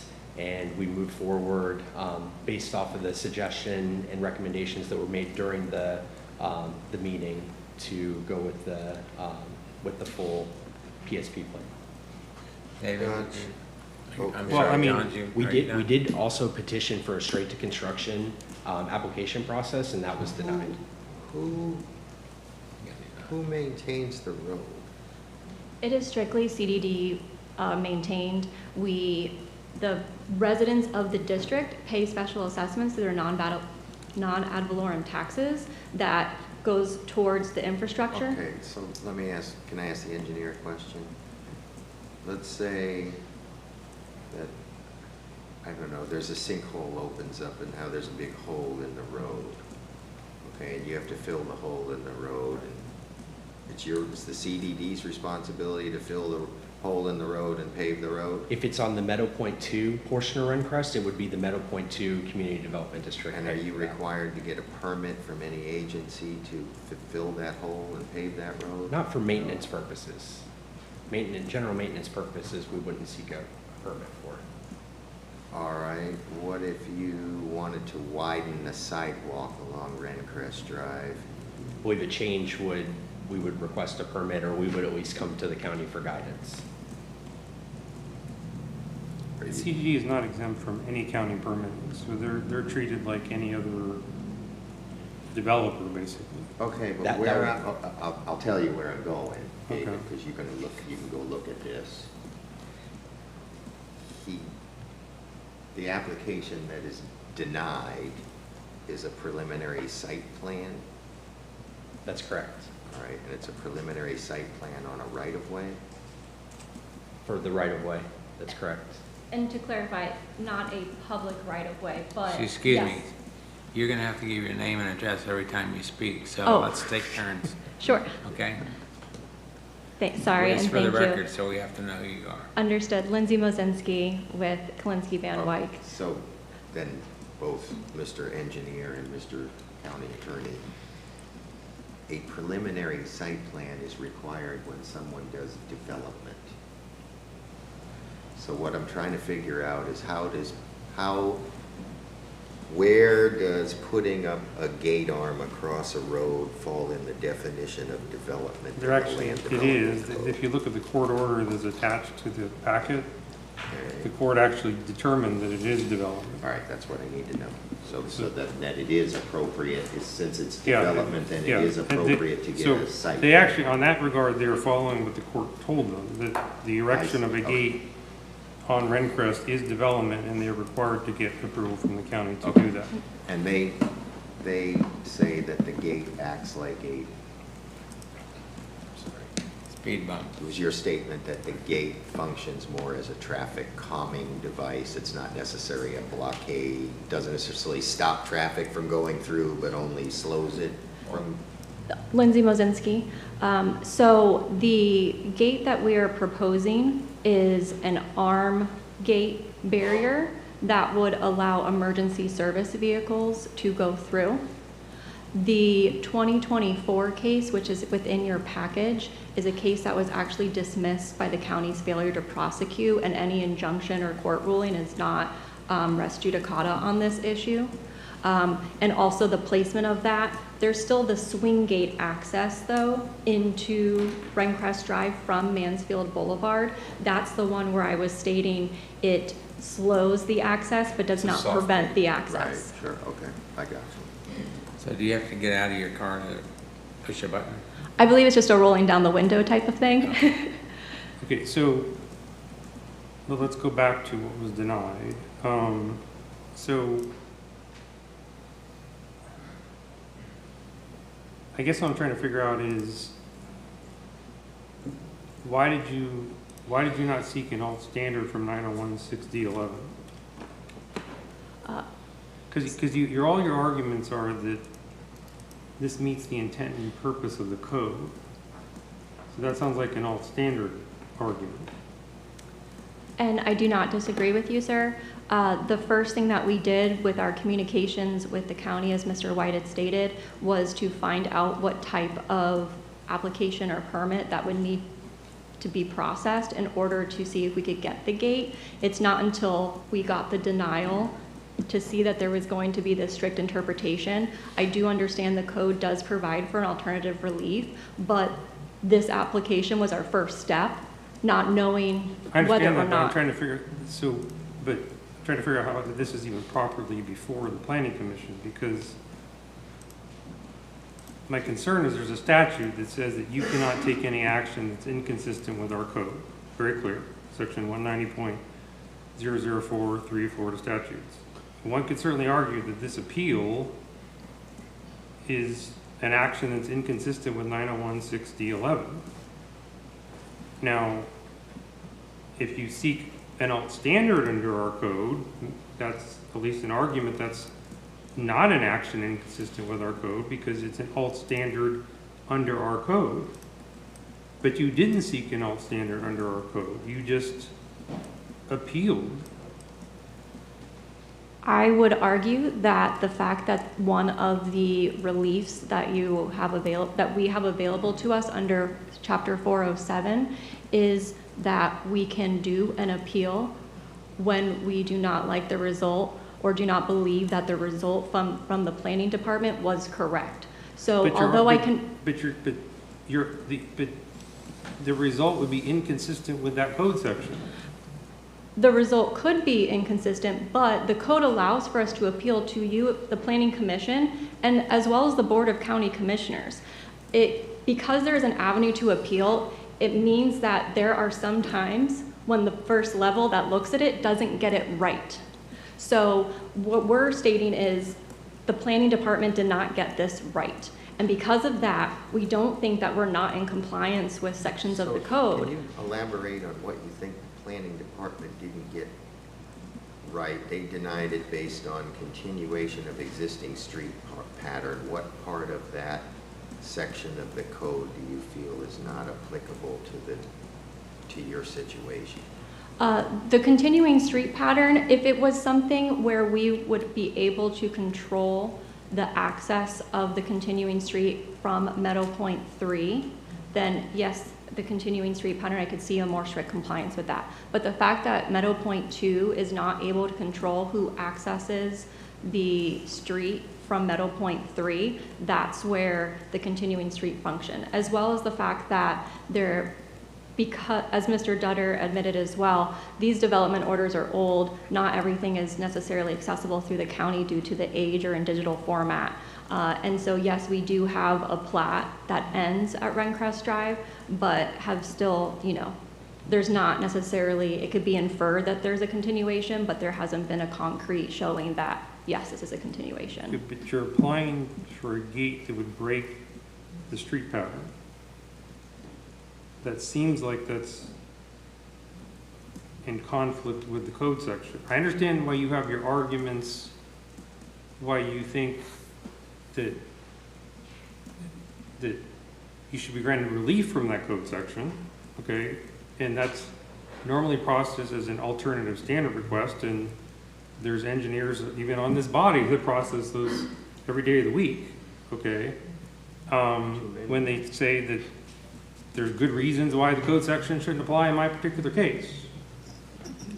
But that's different than saying we just don't want to comply with the code.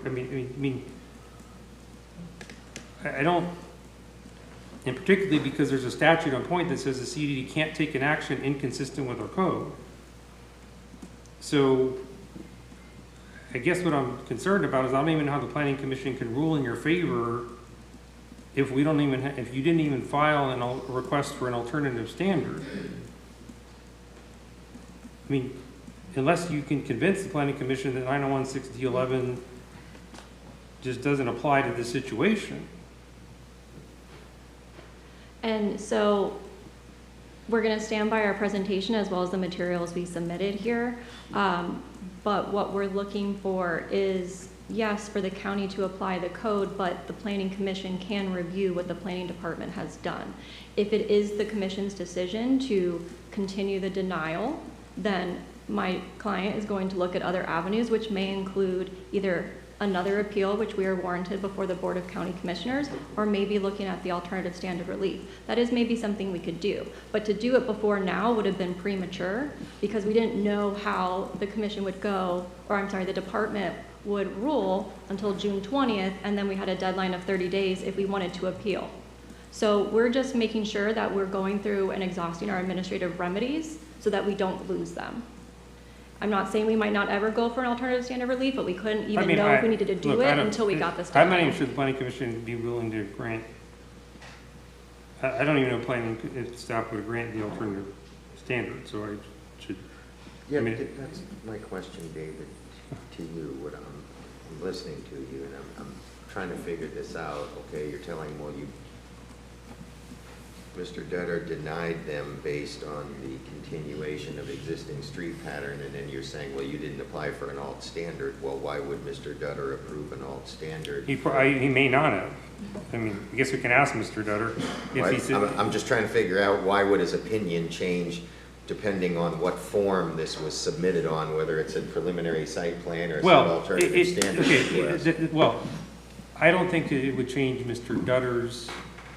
I suspect he would probably deny the alt standard too. Okay. The problem I have is that I'm dealing with a statute that says they can't take an action that's inconsistent with the code. All right, this is unique to this particular applicant. Not most people don't have this statute that says this. Okay, so I think one could argue that if you file an alt standard request, that's a way to get around the statute, because now you're not taking an action inconsistent with the code because the code allows you relief from the code. Does that make sense? Sure.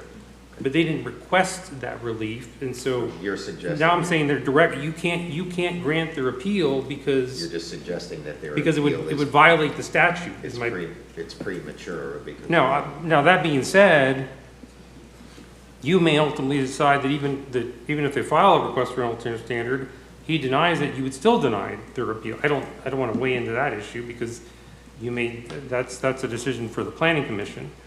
I'm only trying to deal with the legal issue. Is that I don't know that you could. I think that if you granted their appeal today, I think you would be violating the statute.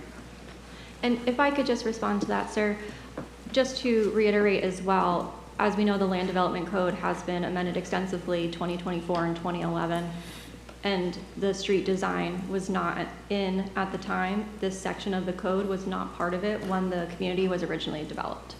So when this original development was done, this was not part of the code. But you've applied for new development at the time that it clearly is in the code. And we did make the application, and the type of it was because of the way that the county phrased that we needed to do it. So I understand that that can be slightly conflicting, but the fact that, you know, a retroactive application may not be appropriate here, considering the fact that this development. I don't understand how it's retroactive when you're applying for a new development of a new gate where the code exists today. Right, but the section of the code has to do with continuous street patterns, and if a continuous street pattern was not a requirement when the street was built, then I would argue it is retroactive application. But the street pattern exists today, and you're blocking it with a new form of development.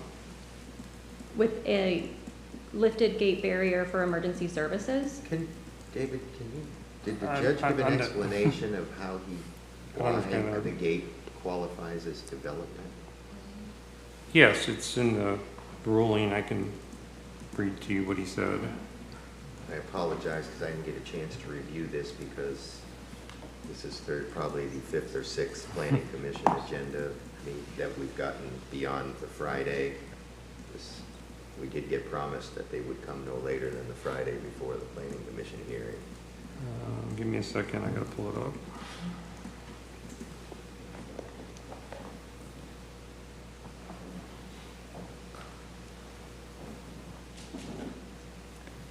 It says the erection of security. This is page 4 of 9 of the court order, and it's Exhibit B, and it's the order that says order denying motion to dissolve temporary injunction. Sorry, which page of the agenda? And so it's page, the agenda page is, give me a second. Agenda page 24. It's paragraph 19. Is that helping you at all? It's a paragraph that starts with the erection of security arm barriers. I'm on the online version. It's Exhibit B, complaints and affidavits. You see that? Yeah, it's way down there. It's under all the numbered exhibits. I know this is a very lengthy item, so.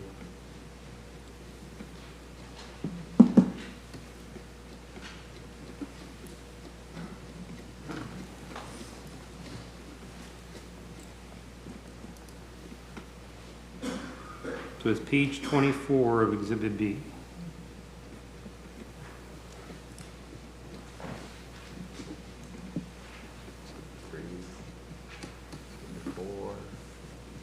I guess I can't blame you for not having read it.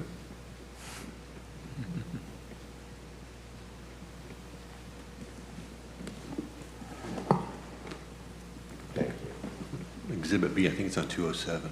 Conditions of approval? It's not a condition of approval. This is part of the order. This is part of the court order. Court order. So this is, you said page 24 of that? 24 of 29 of Exhibit B, yes. Yes. Did you find it? Yeah. Paragraph 19. Okay.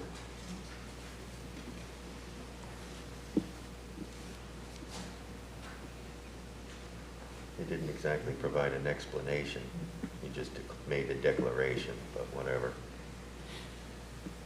Well, 18 also talks about it as well.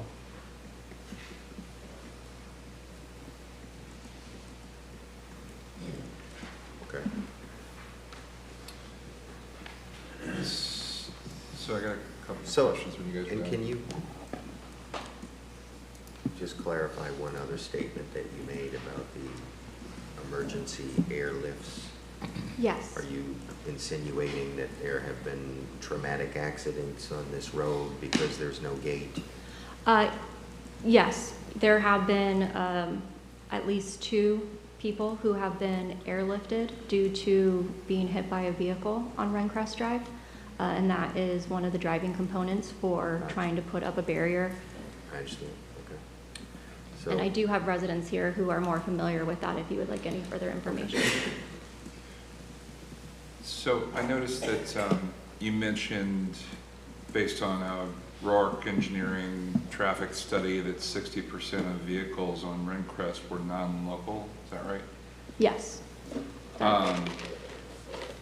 So I guess they're getting through the soft gate, right? So because it's a soft gate, they're able to buzz themselves in.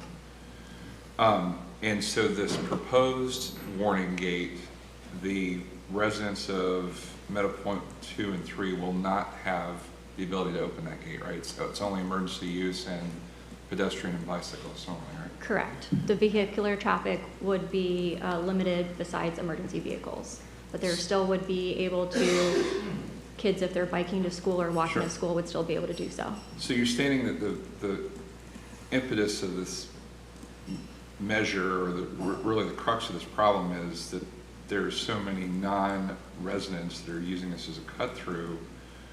Why wouldn't you provide, why are you creating a gate that would also cut off the use of residents within the community? Because I think that's the biggest issue. So Meadow Point 2 CDD's concern are the Meadow Point 2 CDD residents. And so we are making sure that they still have access to go throughout the community. It's just an unfortunate consequence that Meadow Point 3 would not be able to travel through Rencrest Drive if the gate is approved. It is not, with bad will or bad intention that we're doing that. It's just because we're trying to limit anyone else who may come in through those soft gates of Meadow Point 3. So why wouldn't you at least allow access to residents of Meadow Point 2 and 3 to be able to open and close that gate to at least access either side of the neighborhood? That might be something that is possible. I am not familiar with the engineering feats of what type of gate that would be and whether or not that would be a code or a clicker system.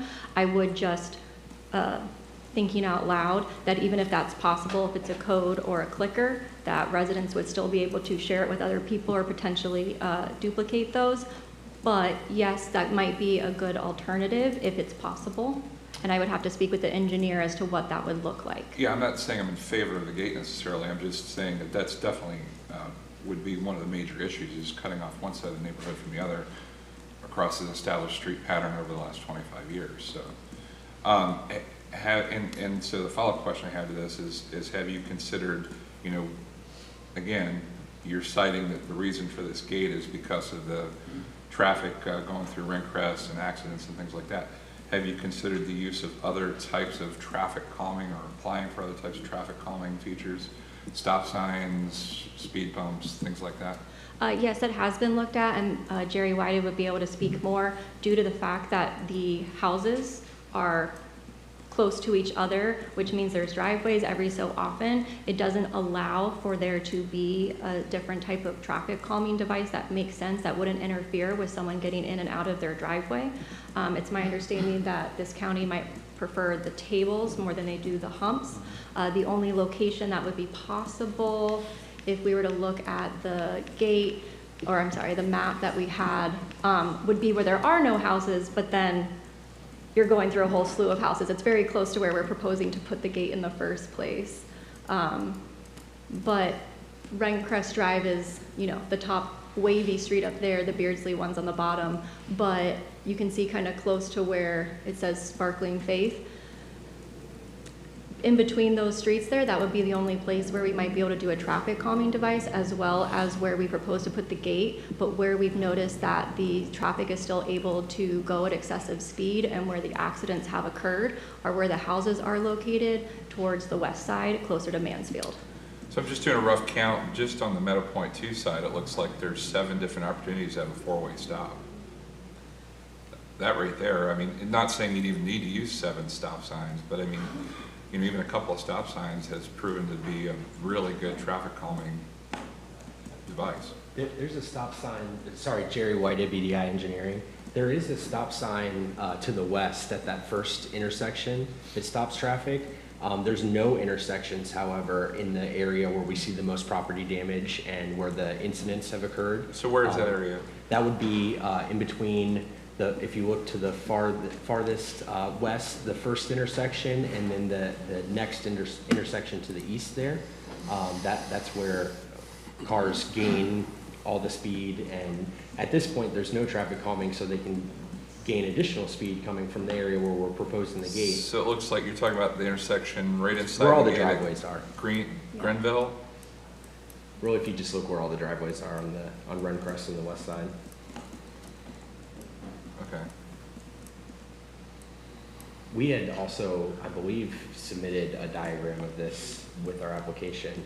To your first point, sir, there was in the year 2000, there was a interlocal agreement for roadway use because both of these roadways, Meadow Point 2 and Meadow Point 3, are maintained by those districts separately with the O&M funds from their own respective communities. So there was actually a joint use agreement entered in so that Meadow Point 2 residents and Meadow Point 3 residents could use each other's roadways.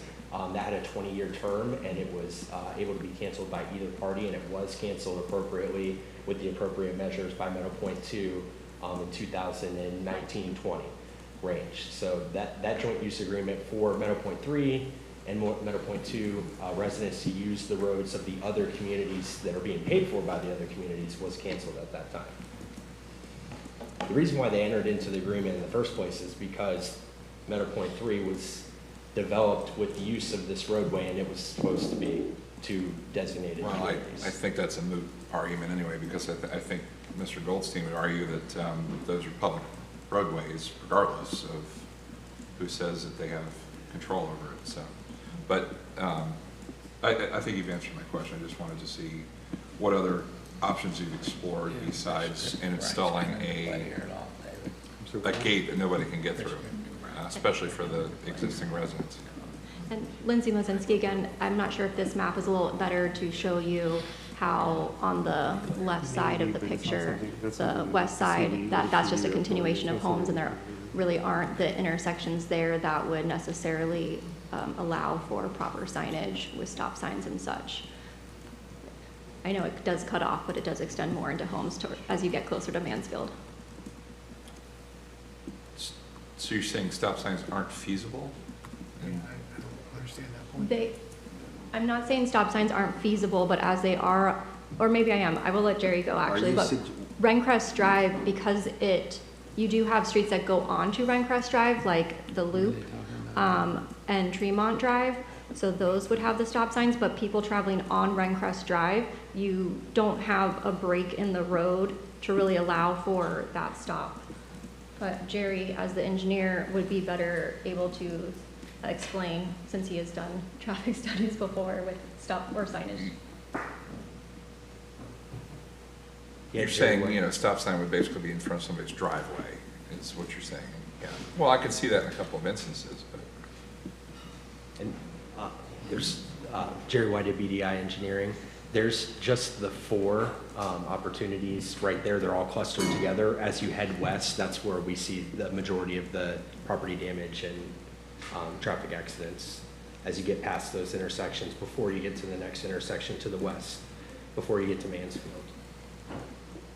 Are those accidents primarily involving residents of both areas, or are they out people from the outside? I wouldn't be able to answer offhand. I'm not sure, sir. Lindsay Mazinski, we do have a member of the Board of Supervisors who would be able to better answer the questions because I believe he's more familiar with the accidents that have occurred in the neighborhood. It's my understanding it's residents and or children because they might be walking through to go to the schools that are off of Mansfield Boulevard. But if you would like Mr. Signoretti to speak to that, he may be able to answer it for you. If you'd like to come up and answer the question, yeah, that'd be fine.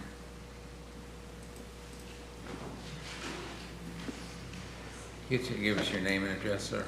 Yes, sir. Robert Signoretti, 30716 Nickerson Loop in Wesley Chapel, Florida. So I'm sorry, sir. Could you repeat the question? The questions that, the accidents that have occurred in there, are they happening with residents of both neighborhoods, or are they outsiders driving through your area? Oh, they're a mix of all, sir. It's not, it's, The preponderance I'm talking about. I'm sorry?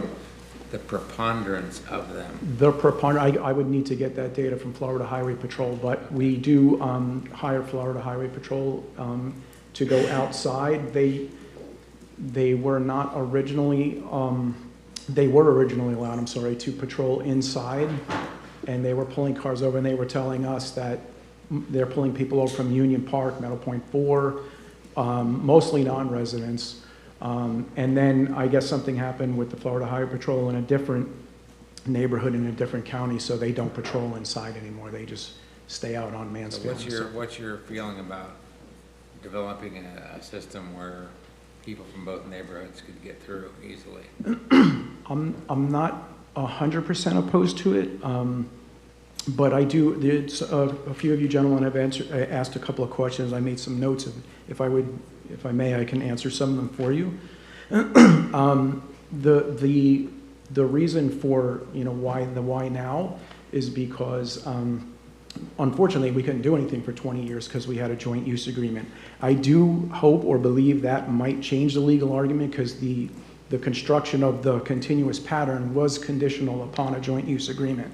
That's the only reason why it was allowed, and at the time the county allowed it to be termed by either party. Another thing that was asked is, I think this gentleman mentioned about the soft gate. Sir, is that how he the car? He didn't ask you to come up here and make arguments. He asked Oh. you a very specific question. I need a specific. Oh, I'm sorry. He didn't come ask. This is not. I your apologize. free I to speak. apologize. He asked you a specific question. Yes, sir. Yeah, you will have opportunity to speak if you Oh, want to talk okay. about something else. Yes, sir. So, I'm trying to read you, but are you saying you don't want to share the access with your neighbors? We currently are not. Is that the problem? Is that the real crux of the problem?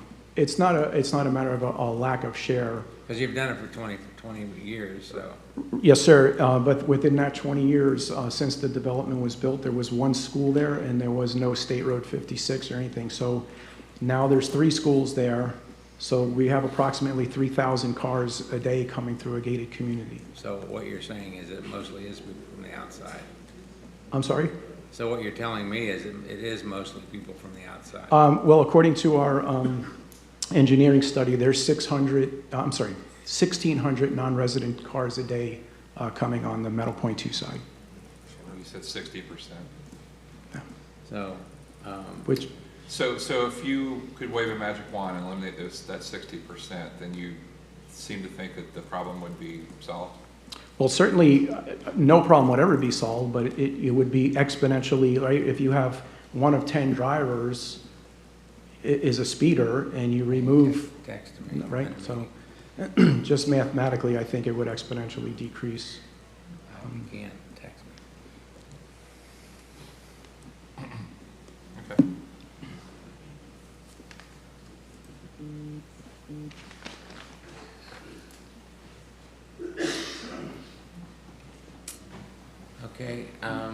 did you have something else you want to add?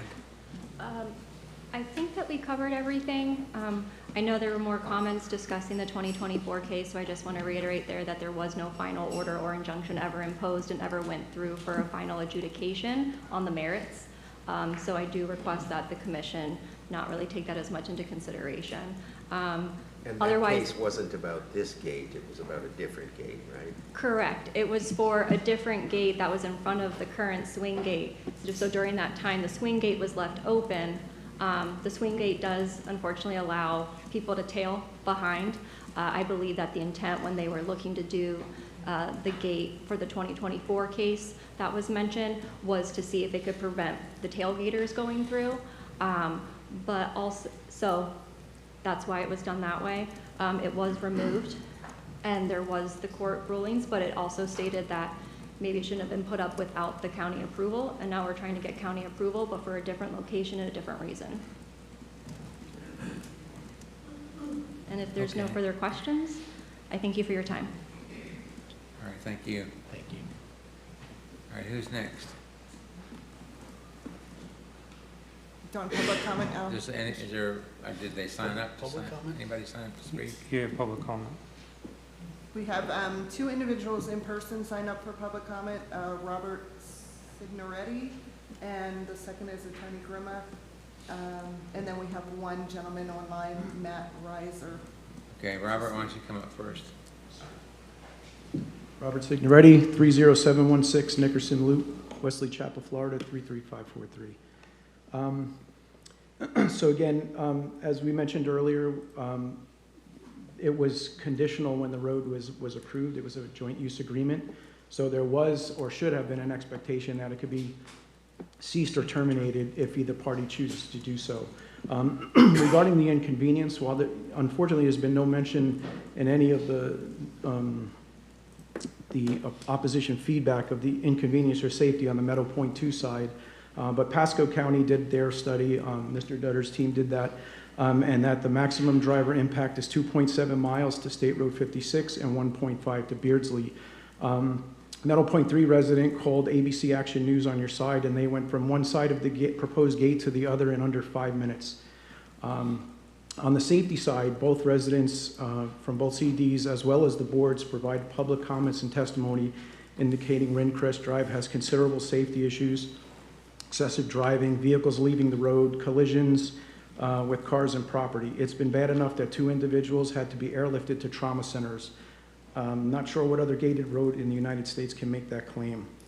While all this goes on and while this occurs, please keep in mind, if you gentlemen did not know, the soft gate that they were referring to at the entrance to Mansfield and Rindcrest is inside the school zone. It is literally in the area marked between the school zone warning lights. So this is why it was challenging to comprehend the significant effort expended to address a 5-minute inconvenience for Meadow Point 3 drivers and not the documented safety concerns in the school zone involved. I do understand some suggestions have come up for speed bumps, but they don't reduce car volume. Globally available data, as well as Pasco County's own traffic department, show that vehicle speeds can tend to increase between speed bumps or tables. Drivers may drive around to avoid them, and they can delay emergency response time. And I believe that adding any potential EMS delays or even more speeding is really an unacceptable risk and should not even be considered. And I also believe a denial would improperly prioritize convenience over safety and deliberately allow these extra 1,600 vehicles to continue into the active school zone when we now have an opportunity to divert them. And with that in mind, we respectfully request that appropriate judgment be exercised as it was for Hazel Avenue and Hudson, and that the gate be approved. Thank you. All right, thank you. Any questions? Okay. Who's next? We have Tony Grima.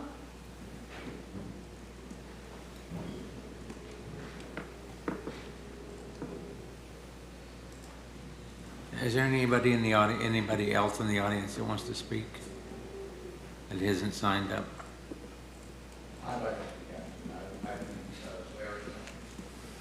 Okay, we'll take care of that one after this man's done. My name's Tony Grimm. I live at 30807 Tremont Drive on the corner of Rencrest Drive. And the problem that I've got is I bought the house 2.5 years ago. I took 2 months to move from Texas to here. And the first night I spent there, I said, what's going on here? Is there a racetrack out there? Well, the high-speed races and the loud cars going by here I couldn't accept it. In the middle of the night, it goes 24/7. So I attended a board meeting from the CDD. They tell me it's a private road. So I called the county and said, the transportation, all the different departments in the county that I could find, and they all said, we have no jurisdiction over that. I called the sheriff and said, can we set up a speed trap to stop some of these cars and impound them, the ones, do some traffic stops? No, it can't, because it's a private road. We have no jurisdiction. What I want to ask, if any of you people have been at that location at any time, raise your hand, please. Okay, so what are we talking about? We're talking about a private road, and the county is encroaching on a county road trying to make a decision. It's like Putin saying, I want to get into Ukraine, okay? Unless you live there, you have no business dictating what the residents of the Rencrest community should do. Residents rule. Thank you. Thank you. All right, who would like to come up next? Come forward and state your name and address.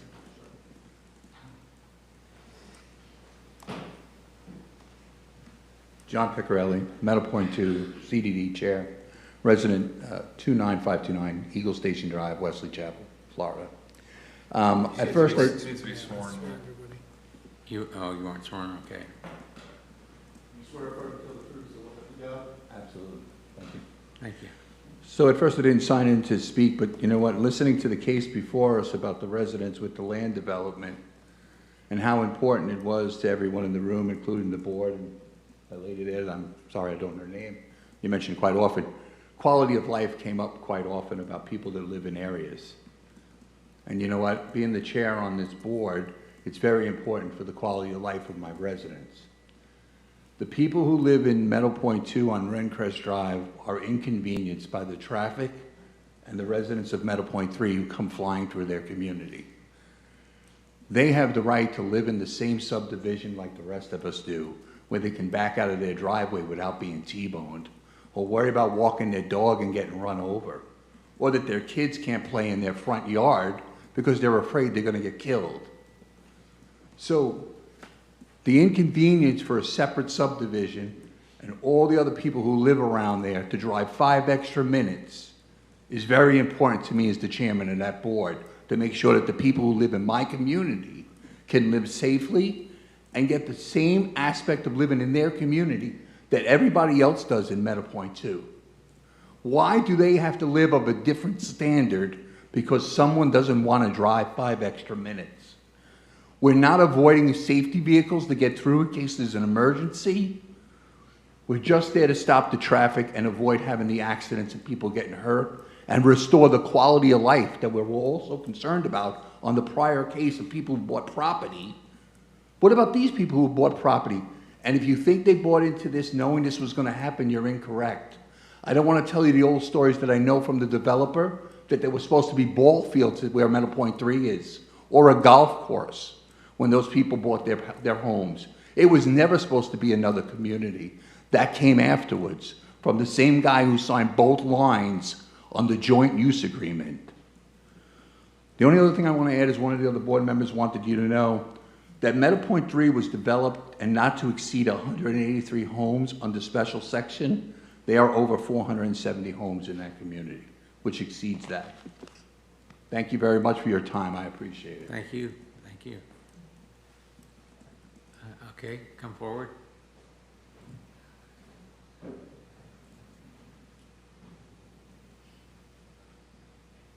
And I will need to swear you too, I guess, huh? Mm-hmm. Okay. You swear to say the truth, so help you God? I do. And your name and address? Kelly Wright. I live at 30649 Iverson, and I absolutely hate public speaking, so please bear with me. I was not going to speak today. We don't bite.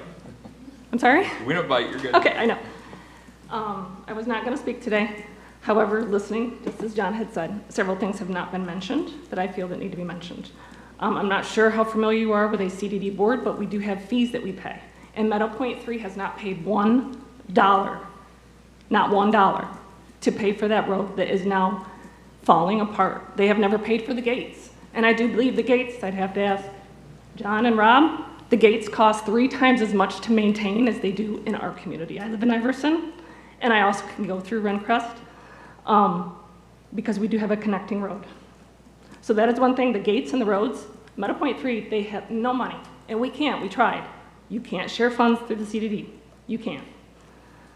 And also the gate that's going up is going to be a complete cost to Meadow Point 2. Meadow Point 3 will not be assisting with that either. So maintaining of that, we're going to have cameras as well there, and that will also be maintained by Meadow Point 2. The property values on Rencrest are not good. I do believe there are 45 homes on Rencrest, 45-ish, and I think 15 of them are rental homes. And people don't stay in them long. The 2 people that were airlifted were both hit by Meadow Point 3 residents. I'm not sure why somebody hasn't said that, but that is fact. Both of them that were hit by a Meadow Point 3 resident. One gentleman has a traumatic TBI and will never be the same.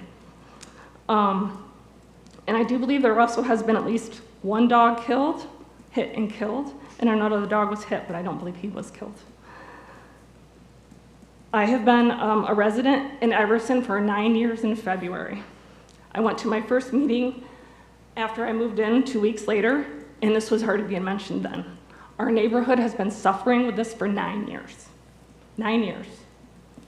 It's been horrible.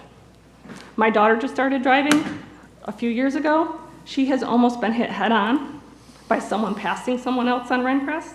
My mother, who's also in the crowd, lived with us for a couple years. She was almost hit head-on by somebody passing somebody on Rencrest. Coming from 3, you can tell when they're coming from 3, because you cannot take a right on Rencrest from our last road and already be up to 50 miles an hour. And our police officer, again, I don't know why it was mentioned, he has caught at least 4 or 5 people going 55 to 60 on that road. Thank you. Thank you very much. If you'd like to come forward, please. Whoever wants to speak, please come up on the front bench there. We'll save a little time. And so we'll need to swear you in. Yeah, we might as well do both of you at the same time. Oh, I don't know, should we go?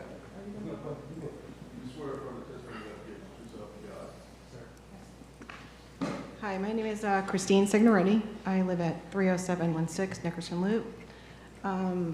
Just want to speak as far as like being a mom in the neighborhood. My kids are grown now, but I've had to deal with this. And I could never let my kids play outside without me being there. I have guarded all the neighborhood kids because the speeding is horrendous. You have no idea what we've had to live with. I'm sorry, it's very emotional for me. I don't, you know, it's very bad. Besides the development of 3 schools outside of our neighborhood, the traffic is already horrendous with the 3 schools. But we've got residents from Meadow Point 3 screaming down our neighborhood constant. If you put in speed bumps, it's already loud enough with the traffic. I can't imagine listening to cars going over speed bumps or any other kind of deterrent. It is so loud, you can hear it in our patio. When we sit on the backyard, we can hear cars racing up and down the road all the time. And that's not what I bought. That's not what I bought into. The second thing I want to say is that when you turn from our road to go onto our neighborhood on Nickerson, the cars, when we put our directional on behind us that are going straight through to Meadow Point 3, are annoyed that we're turning and zoom out around us. And if there's oncoming cars, they have to race around the car so that they don't hit an oncoming car. This is constant, constant. So it's really discouraging that it's not really being seen what's going on there. I wish I could show you some video so you can actually see it and hear it, but it's really, really bad for a gated community to be living like that. And yes, we are supposed to share, we're both Rencrest but we were built at different times. We're different CDDs, we operate different.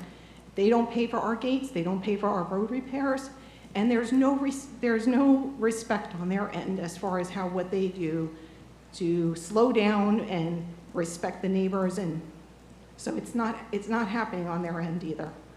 So please consider it. Okay, thank you. Thank you very much. Justin Wright, 30649 Burley Drive, Leslie Chapel.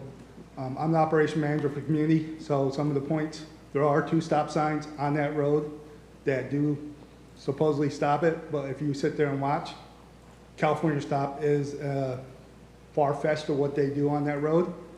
Also, the road is going to have to be repaired twice as fast as the road. They're all paved at the same time because the extra 1,600 cars. That gate is budgeted 3 times the amount for that gate because of the extra 1,600 cars that go through that. So the amount of Rencrest has to pay over the other gated communities is successively higher because of the extra traffic. All those are valid. I mean, they documented in our budget and our financials. The amount of kids that walk up and down that road, we owe it to them. Like you said, the school safety sign starts to the one side of it. Our gate enters into it. People coming from Union Park, from Meadow Point 4, from Meadow Point 3, don't realize that they're pulling in there. They don't realize they have to go 15 till they're already past the school and already almost hit. We have to have crossing guards there, and they actually had to change it this year. So now there's a black cat there is what they call it, that can enforce traffic there, because that's how bad it is. The gentleman that retired last year was there forever. He couldn't do it anymore because of the amount of traffic that's there. So I plead you guys that you do pass this. Thank you. Thank you very much. Is that everybody that wants to speak? Patrick? Mr. Chair, we do have one person online. Okay. Mr. Reiser, can you hear us? Yeah, hi, can you guys hear me okay? Yes. Were you sworn in? I was not here, I'll come up video too, I'm not sure if this will work. Yeah, we can see you, so we know you haven't been, so. Also, well, Go ahead. If you want to affirm me, I have to do what I need to. Okay, raise your right hand. Do you swear or affirm that the testimony you're about to give is the truth, so help you God? I do. All right, thank you. Go ahead. Yeah, thank you. So Matthew Reiser, I live at 31243 Breakfast Drive, next to the Meadow Point 3 side, and just wanted to make a few comments here that, first of all, I certainly don't want to come across as somebody who does not want to see a safer environment or to see our roads improve. That said, there's a couple of things that I feel like have not been mentioned. The speeding problem, it certainly exists. I'm not going to sit here and pretend that people don't speed down both directions of Rencrest Drive. I've seen it in both directions, though. Certainly some people from Meadow Point 3 speeding through Meadow Point 2, but also Meadow Point 2 residents coming through the Meadow Point 3 side as well. So that said, it's also, there's not a complete lack of respect. It's not all bad actors that are causing this problem. And one of the things that kind of comes to mind for me, the speed limit is 30 miles an hour for a residential neighborhood. I don't know what the standard is in most other neighborhoods, but to me that does seem high and sort of lends itself to speeding in general. I also would like to revisit the speed bumps or speed humps. I believe there was an engineer there who had mentioned that it was not feasible really to place that due to the close nature of each house and without being able to do that without impeding access to certain driveways. I'm not sure if that's something that you could comment on and provide more context, but I don't fully understand why they couldn't be placed between driveways, in the grass sections, or why that would be not a feasible solution to address speeding. I guess I'll pause there and just see if that's something that he could or would like to respond to. Yeah, we just need you to complete your statement and your questions, and then we'll move on. So. And another item that kind of comes to mind here, I've been through other residential neighborhoods that have their own speeding enforcement with like a speeding radar system that can take pictures of license plate and let the fees. You know, so I don't know if that's something that would be an option as well, but to block traffic in both directions for all vehicular traffic plus EMS, which would be able to get through. You know, I would like to see more effort done between both parties, 9.2 and 3, to find a mutually acceptable solution. Right now, it's just hard to understand why blocking traffic in both directions is the best option for all parties involved. Outside of that, I certainly want to see roads be safer. It's never good to hear about any injuries or deaths or anything of that nature related to speeding for a residential area. But at the same time, it would be significantly more challenging for a lot of parents to get to and from schools in the morning to drop their kids off, along with other just day-to-day activities that propose other challenges. And why is it that we couldn't allow residents of 9.3 and 2 sides to still have access through both directions? I understand the outside traffic being a problem, and I'd love to see 9.3 CDD do something to address that, whether that's new gates or working closer with 9.2, but the fact remains that I don't think we've tried that hard to retain access in both directions. If there be other measures involved on top of that, providing access between both parties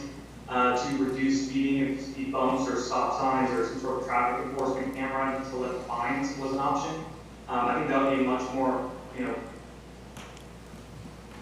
approachable route for a lot of people who would like to not see this traffic block open. So those are really my comments I wanted to make, but that's all I've got. So are you a board member there at Meta Point 3? No, sir, I'm a resident. You are a resident? Yes, I have 31243 Franklin's Drive on the Meta Point 3 side. Okay. So I wonder why we don't have more people at this meeting from Meta Point 3. You have any comment on that? I tried to petition my neighbors to join and be good citizens here, but maybe they were busy or didn't care to tune in. I'm really not sure. But I've only lived here actually coming up on 1 year working close on this house, and the traffic pattern has been established over the last 20 years. Anytime you need to head west, really into Wesley Chapel from Rancrest Drive, to get around on the outside for residents would be significantly more of an inconvenience. Not something that I could live with. That's how the board decided to rule here, but it really feels like and then again, I haven't been involved in all of these discussions. Really, I've only been since closing on this house, but it would be great to see from the public, in my opinion, more conversations happening between the 9.2 and 3 boards to find a mutually acceptable solution that doesn't impede traffic for residents who just need to travel from one side to the other, or vice versa. Okay, Matt, I appreciate your involvement. I commend you for taking part and taking an interest, and we'll take into account your comments. Mr. Chair, just for the record, there is an email in your packet from a resident of Meta Point 3 as well. There's an email. Somebody gonna read that? Well, it's in the packet. You mentioned that there was nobody else. I'm just letting you know that there is an email in your packet from a resident of Meta Point 3. Okay, that's right. I did read that. Yeah. Mr. Chair. Yeah. And to let you know, we did receive an email earlier today from that same resident that you have the email from, who said that some of the other residents were unable to attend due to work and such. But we do have Tammy Snyder from staff online who would like to provide some comments. Okay. Tammy? Hi, good afternoon, everybody. I had basically said what I was going to say. I've been in contact with some of the residents from Meta Point 3, and they did intend to join today, but unfortunately all of them, there were 3 different ones, that all had other obligations. Okay. Well, thank you, Tammy. Appreciate the information. Okay, Patrick, did you have something? Nothing? Okay. All right. Any other comments, questions, or anything from anybody up here? Yeah, I know that email was from Miss Marilyn Davis, and she's Meta Point 3, and she was opposing the gate. just for the record. I mean, I guess the thing that gives, you know, first off, as Mr. Goldstein mentioned, I don't know if we can even approve, or rather approve this appeal just because we may be precluded on a legal basis.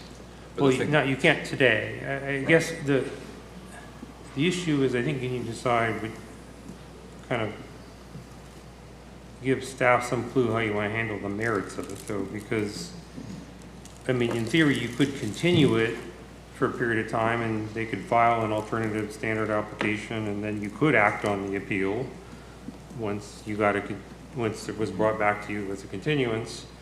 But my only concern with that is, unless you gave Patrick some clue where you were leaning, he probably wouldn't know how to act on that alternative standard application. So I mean, you probably need to give Patrick some clue where you're leaning on the merits. Otherwise, I'm not sure Patrick would know what to do with it. So since I started, I'll say the way I'm leaning. The biggest heartburn I have with it is cutting off access for Meadow Point 3 to be able to use that road. You know, it looks like, based on the traffic study, 60% of the trips, according to the traffic study, were outside the neighborhood. It looks like this data that's up on the screen was up on the screen right now. Can you go back to that? I guess he said your time was up. Yeah, I guess so. That's it. So that looks like that tracks with 60%. So it looks like, you know, the national average versus the actual data is approximately a 60% difference there in terms of total daily trips, trips per home per day.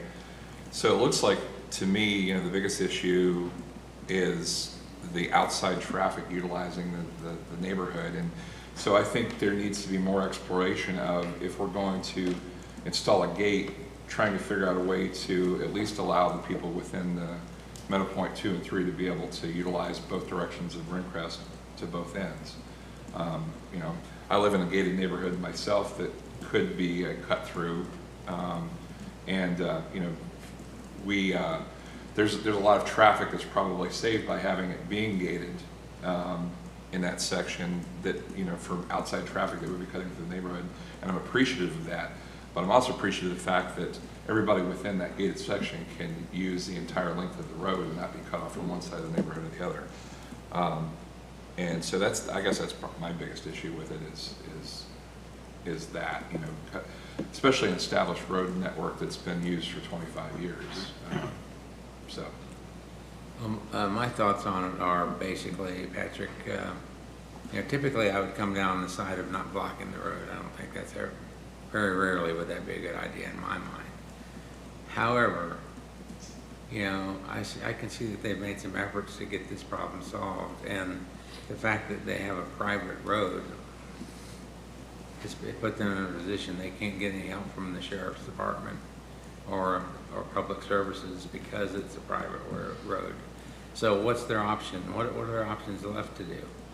The only option they really have is to develop some kind of traffic calming or something situation. And I think maybe the only logical way, because it seems to me that since we've created a problem because we put schools there, and it's created a lot more traffic. And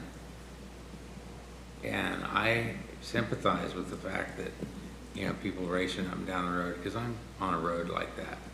And, you know, we don't have a gate, but we have, our roads aren't private. So we can call upon the sheriff to come in and help us out. I want to be clear, Mr. Chair, the status of your roads are the same status as their roads. These are both CD roads. I know, but they've already said the sheriff won't come because they're private roads. So that's what I'm concerned about. Then that's an issue between them and the sheriff. I mean, the legal status of their roads is not any different than the legal status of your roads. They're both CDD roads. Mm-hmm. So I understand that gentleman got up and called them private roads, but they're still CDD roads. So they're not any different legal status. I don't know what happened in their agreement with the sheriff and why the sheriff won't patrol their roads, but the sheriff is patrolling the CD roads in our neighborhood I'm not sure what happened with their neighborhood, so. Well, But the sheriff, to my knowledge, still patrols CDD roads. I'm not sure what happened in that neighborhood. It seems to me a good solution would be to come up with a gate, if you want to say a gate, but a gate that has mutual access, where the cars that actually are residents there can have a sticker on their car, and that's what opens the gate. And they don't have to push a button or have a code, but it would make people from the outside drive around. And you mean mutual access to Meadow Point 3? Yes, that's what I'm talking about. I'm not talking about that they have mutual access to Meadow Point 2 and 3. And I think that would be the most reasonable solution to the problem, because the problems are derived really from the fact that they have so many outside cars coming through there. And I think a lot of it's because of the schools that are there. So, Richard, you may want to comment on that. Yeah, I'm going to comment, yeah. Can I just ask a question though for clarification on this thing that's on the 253 homes, that's in Meadow Point 2, is that correct? Yeah. Okay, so we're gonna say 60% of the trips, I mean, that might be from Meadow Point 3 going through there. I don't know, how does this table up here tell me, I'm missing the point of how this tells me that 60% of the people are outside of Meadow Point 2 and Meadow Point 3? You probably need to call up whoever prepared this table. I don't know who that was. Sorry. Yeah, I was referring to My that apologies. the traffic study, the rural traffic study too. Yeah, but I don't know if that delineated between. Would you like to come up and try to answer Yeah, that question? if somebody can come up and just clarify that, because I'm missing how that. Repeat who you are, please. Lindsay Mozinski with Kalinsky Van Wyk. So it is my understanding, Commission, that the 253 homes are how many homes are located on Rencrest Drive. So that would be Meadow Point 2 and 3. But there are, as stated before, over 400 homes that are in Meadow Point 3, and there's even more that are in Meadow Point 2 in this area. But this study right here with this chart was done for how much traffic is actually on the Rencrest Drive portion of the communities. And there's 253 I just wanted to homes. clarify, because I know there was a statement that 60% of the trips of the people using Rencrest Drive are from outside of Meadow Point 2 and Meadow Point 3. Right. Which I don't think is correct. You haven't provided anything with me that says that that's correct. So the traffic study is part of our materials for the whole appeal submission package. And so it's my understanding that the Rourke's traffic engineering who did the study compared the levels for this type of street with this many homes and what the average rate of travel there is for vehicles, and compared it to Rencrest Drive. And that's where that number is coming from. And so that's why it's 60% more. Because if you went into the average neighborhood where you have 253 homes on a street, you're not going to have as much traffic as we have. Again, So your it's slide up there says that Meadow Point 2 consists of approximately 253 single-family homes. It doesn't say Meadow Point 2 and Meadow Point 3. Yeah, and I do understand it's the summary, yes. It's my understanding that the study that's within our package is for 253 on Rencrest Drive. And Rencrest, strictly. And I apologize if it's slightly confusing on that slide. Okay. Chris, did you have any? I mean, I'm not opposed to the gate, but I still don't think it solves the issue of speeding necessarily through that area, because, you know, without some other use of tables or speed bumps or whatever, I mean, I still don't understand why that can't be done in areas between between yards and the like in some of these houses, but I don't know that necessarily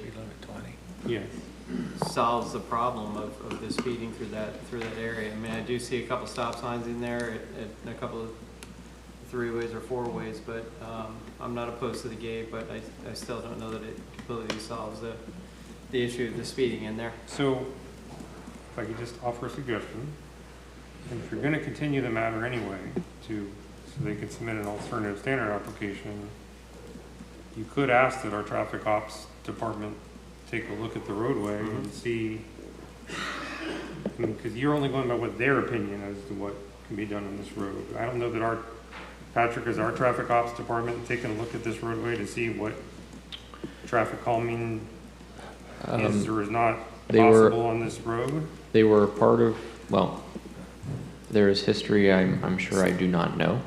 I think traffic operations has been around this project for a while. They obviously were part of the review for the gate itself, but in terms of looking at the full segment of Rencrest, I don't know for sure. I think they were involved in previous conversations, as was I think the fire have they marshal. looked at, like, are there places where speed tables could be put in or stop sign? Like, have they looked at it from the types of questions the planning commission is asking right now? Have they looked at it for that purpose?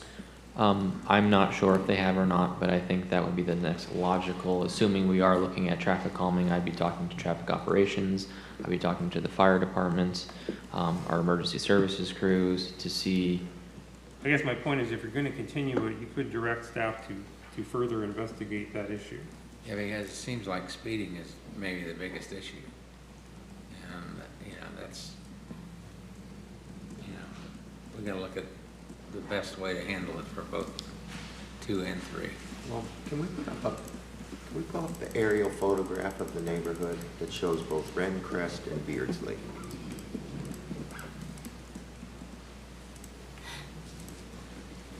Richard, while they're doing that, do you have Yeah, I was going to say, comment? so as far as the school is concerned, this was part of the Wiregrass development, and it's been, I don't know the exact date, but I do know that Mansfield wasn't even built when we purchased these schools, so I think it's been common knowledge that there was always going to be schools there. The other issue that I've heard brought up was school safety. We have a traffic safety committee that's with the county and the school district, and they address issues as they come up, and to our knowledge, this has not been a safety issue.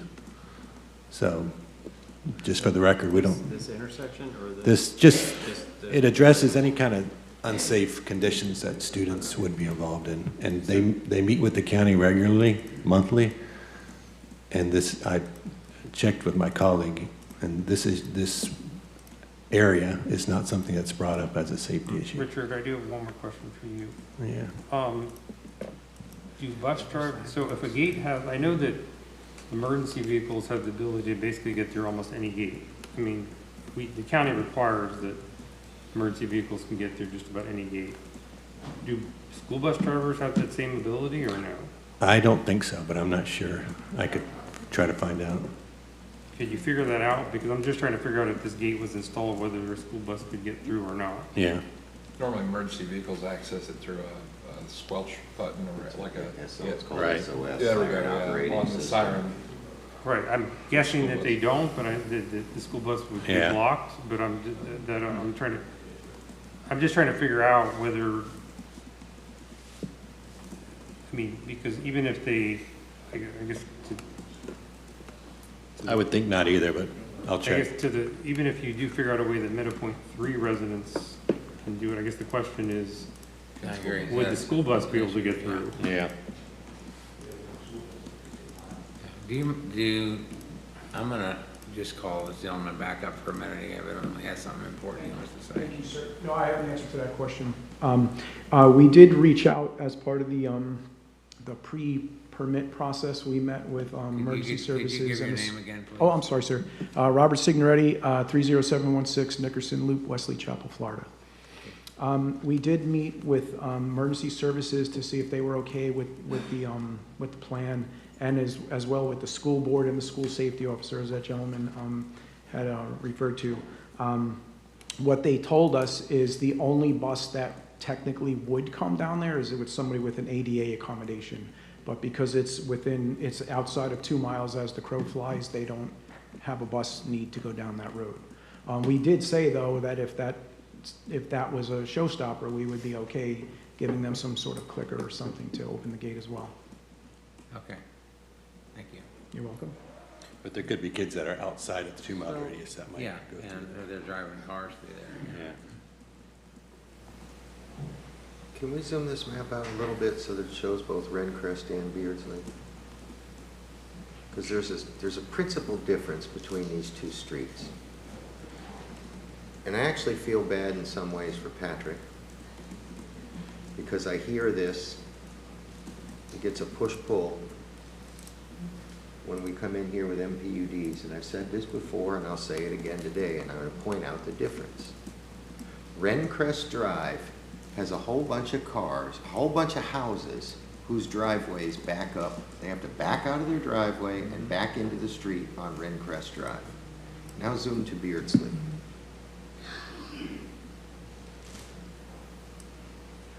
down.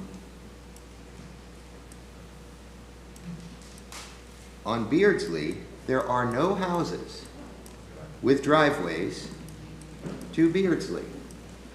It is this is what we mean by continuation of the street pattern. I've said this before in here, especially pertaining to MPUDs.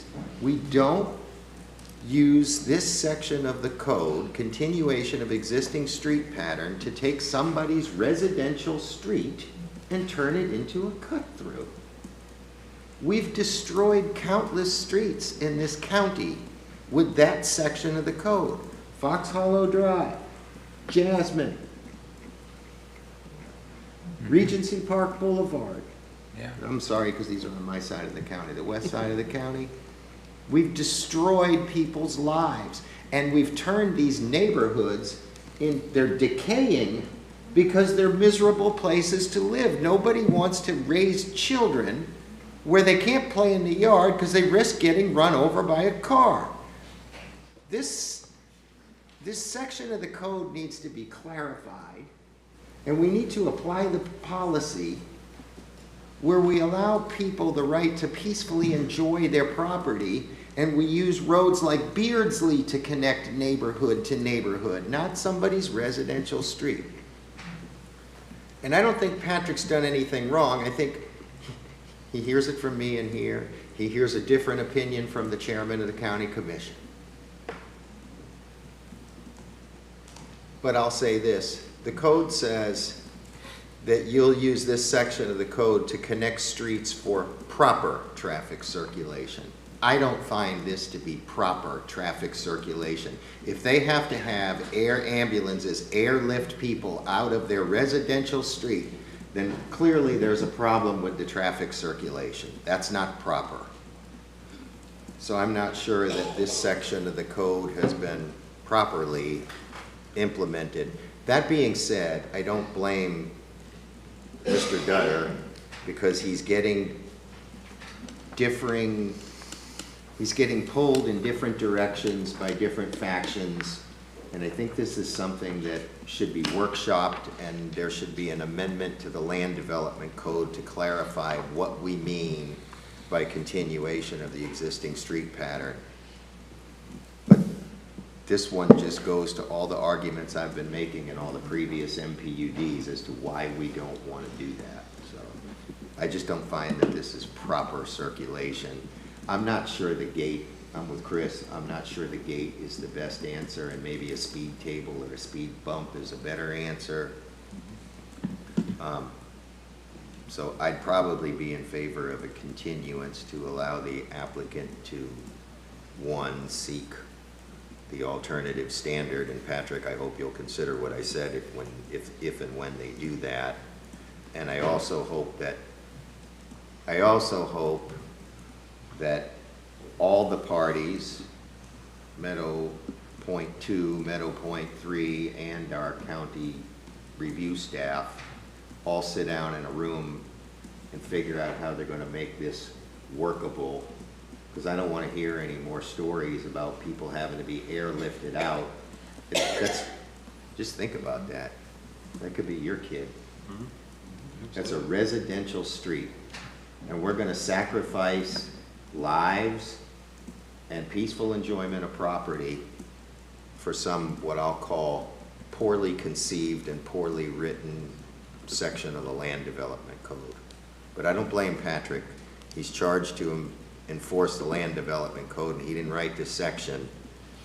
And I know that I've heard the board try to demand connections through residential streets, but I hope they'll reconsider that and look at streets like Beardsley, look at streets like Starkey Boulevard, that connects one neighborhood to a neighborhood. Decubulus connects neighborhood to neighborhood, but nobody has a direct driveway to Decubulus. Nobody has a direct driveway to Starkey Boulevard. Nobody has a direct driveway to River Crossing Boulevard, but it connects neighborhoods to neighborhoods. That's the way that this section of the code needs to be enforced. With that, I move to continue the case. How much time would we, if we were to continue it, what would be? So Patrick, number one, they need to file an alt standard application, and then Patrick would need time to, I guess, react to it. Sure. And then you need time for traffic ops to kind of take a date look. uncertain. Well, date uncertain requires them to renotice it. I don't know how difficult that is. Patrick, in your opinion, how much time would that take? So I'm not sure how, I'm assuming they might have their package together. I don't know if they're going to be adding any additional information to their package, so I can't answer how long Well, they're at going minimum, to they take. need to analyze the alt standard criteria. Sure. So They sort of almost did that today, so can't imagine that would take them very much time. 2 months to be safe on the staff side of things. I mean, realistically, and we know this is obviously a priority. We're going to look at it as soon as we get it. But just building in some extra time to work with who knows who else we need to work with. I think 2 months is safe. Would the applicant be okay with that?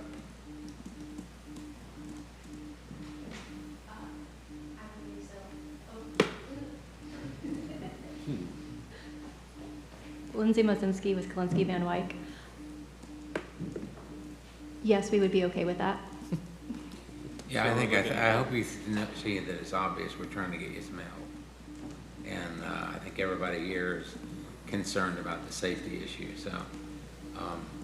But let's get to something that we can really sink our teeth into and that we know we're actually making an improvement there. We're not just gonna shoot from the hip. Well, hopefully if in all standards. Well, I mean, I guess it does. Then they'll have to withdraw their appeal. It does raise an interesting issue, which is, in theory, if they filed an alt standard application, there's a theoretical world where Patrick approves it.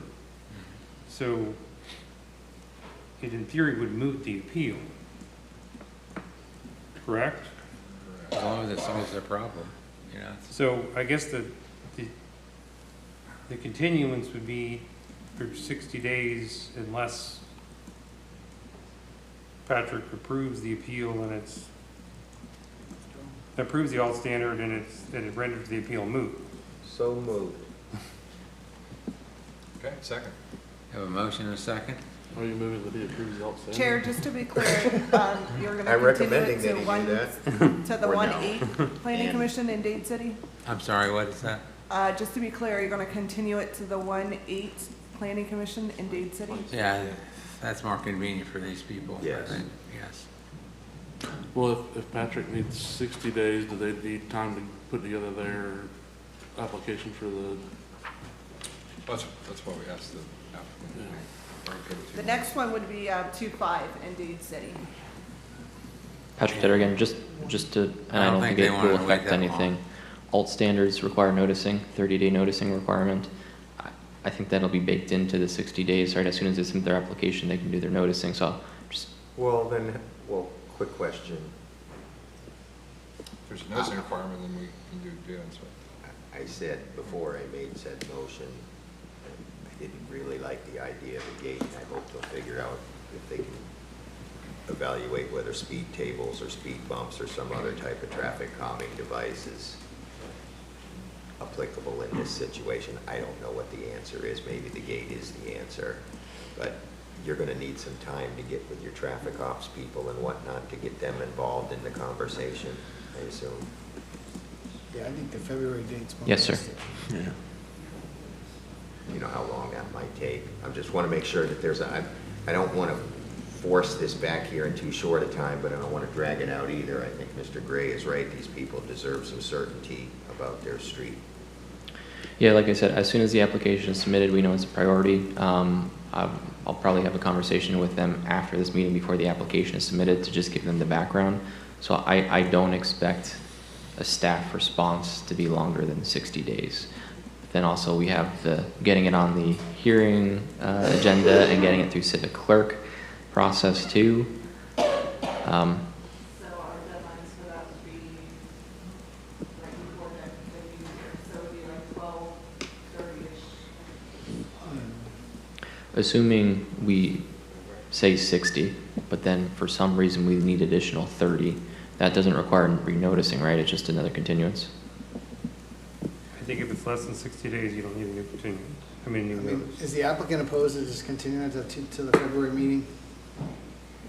Because we've got the holidays and everything else. I think there's just too much time. Lindsay Mosinski with Klinsky Van Wyck.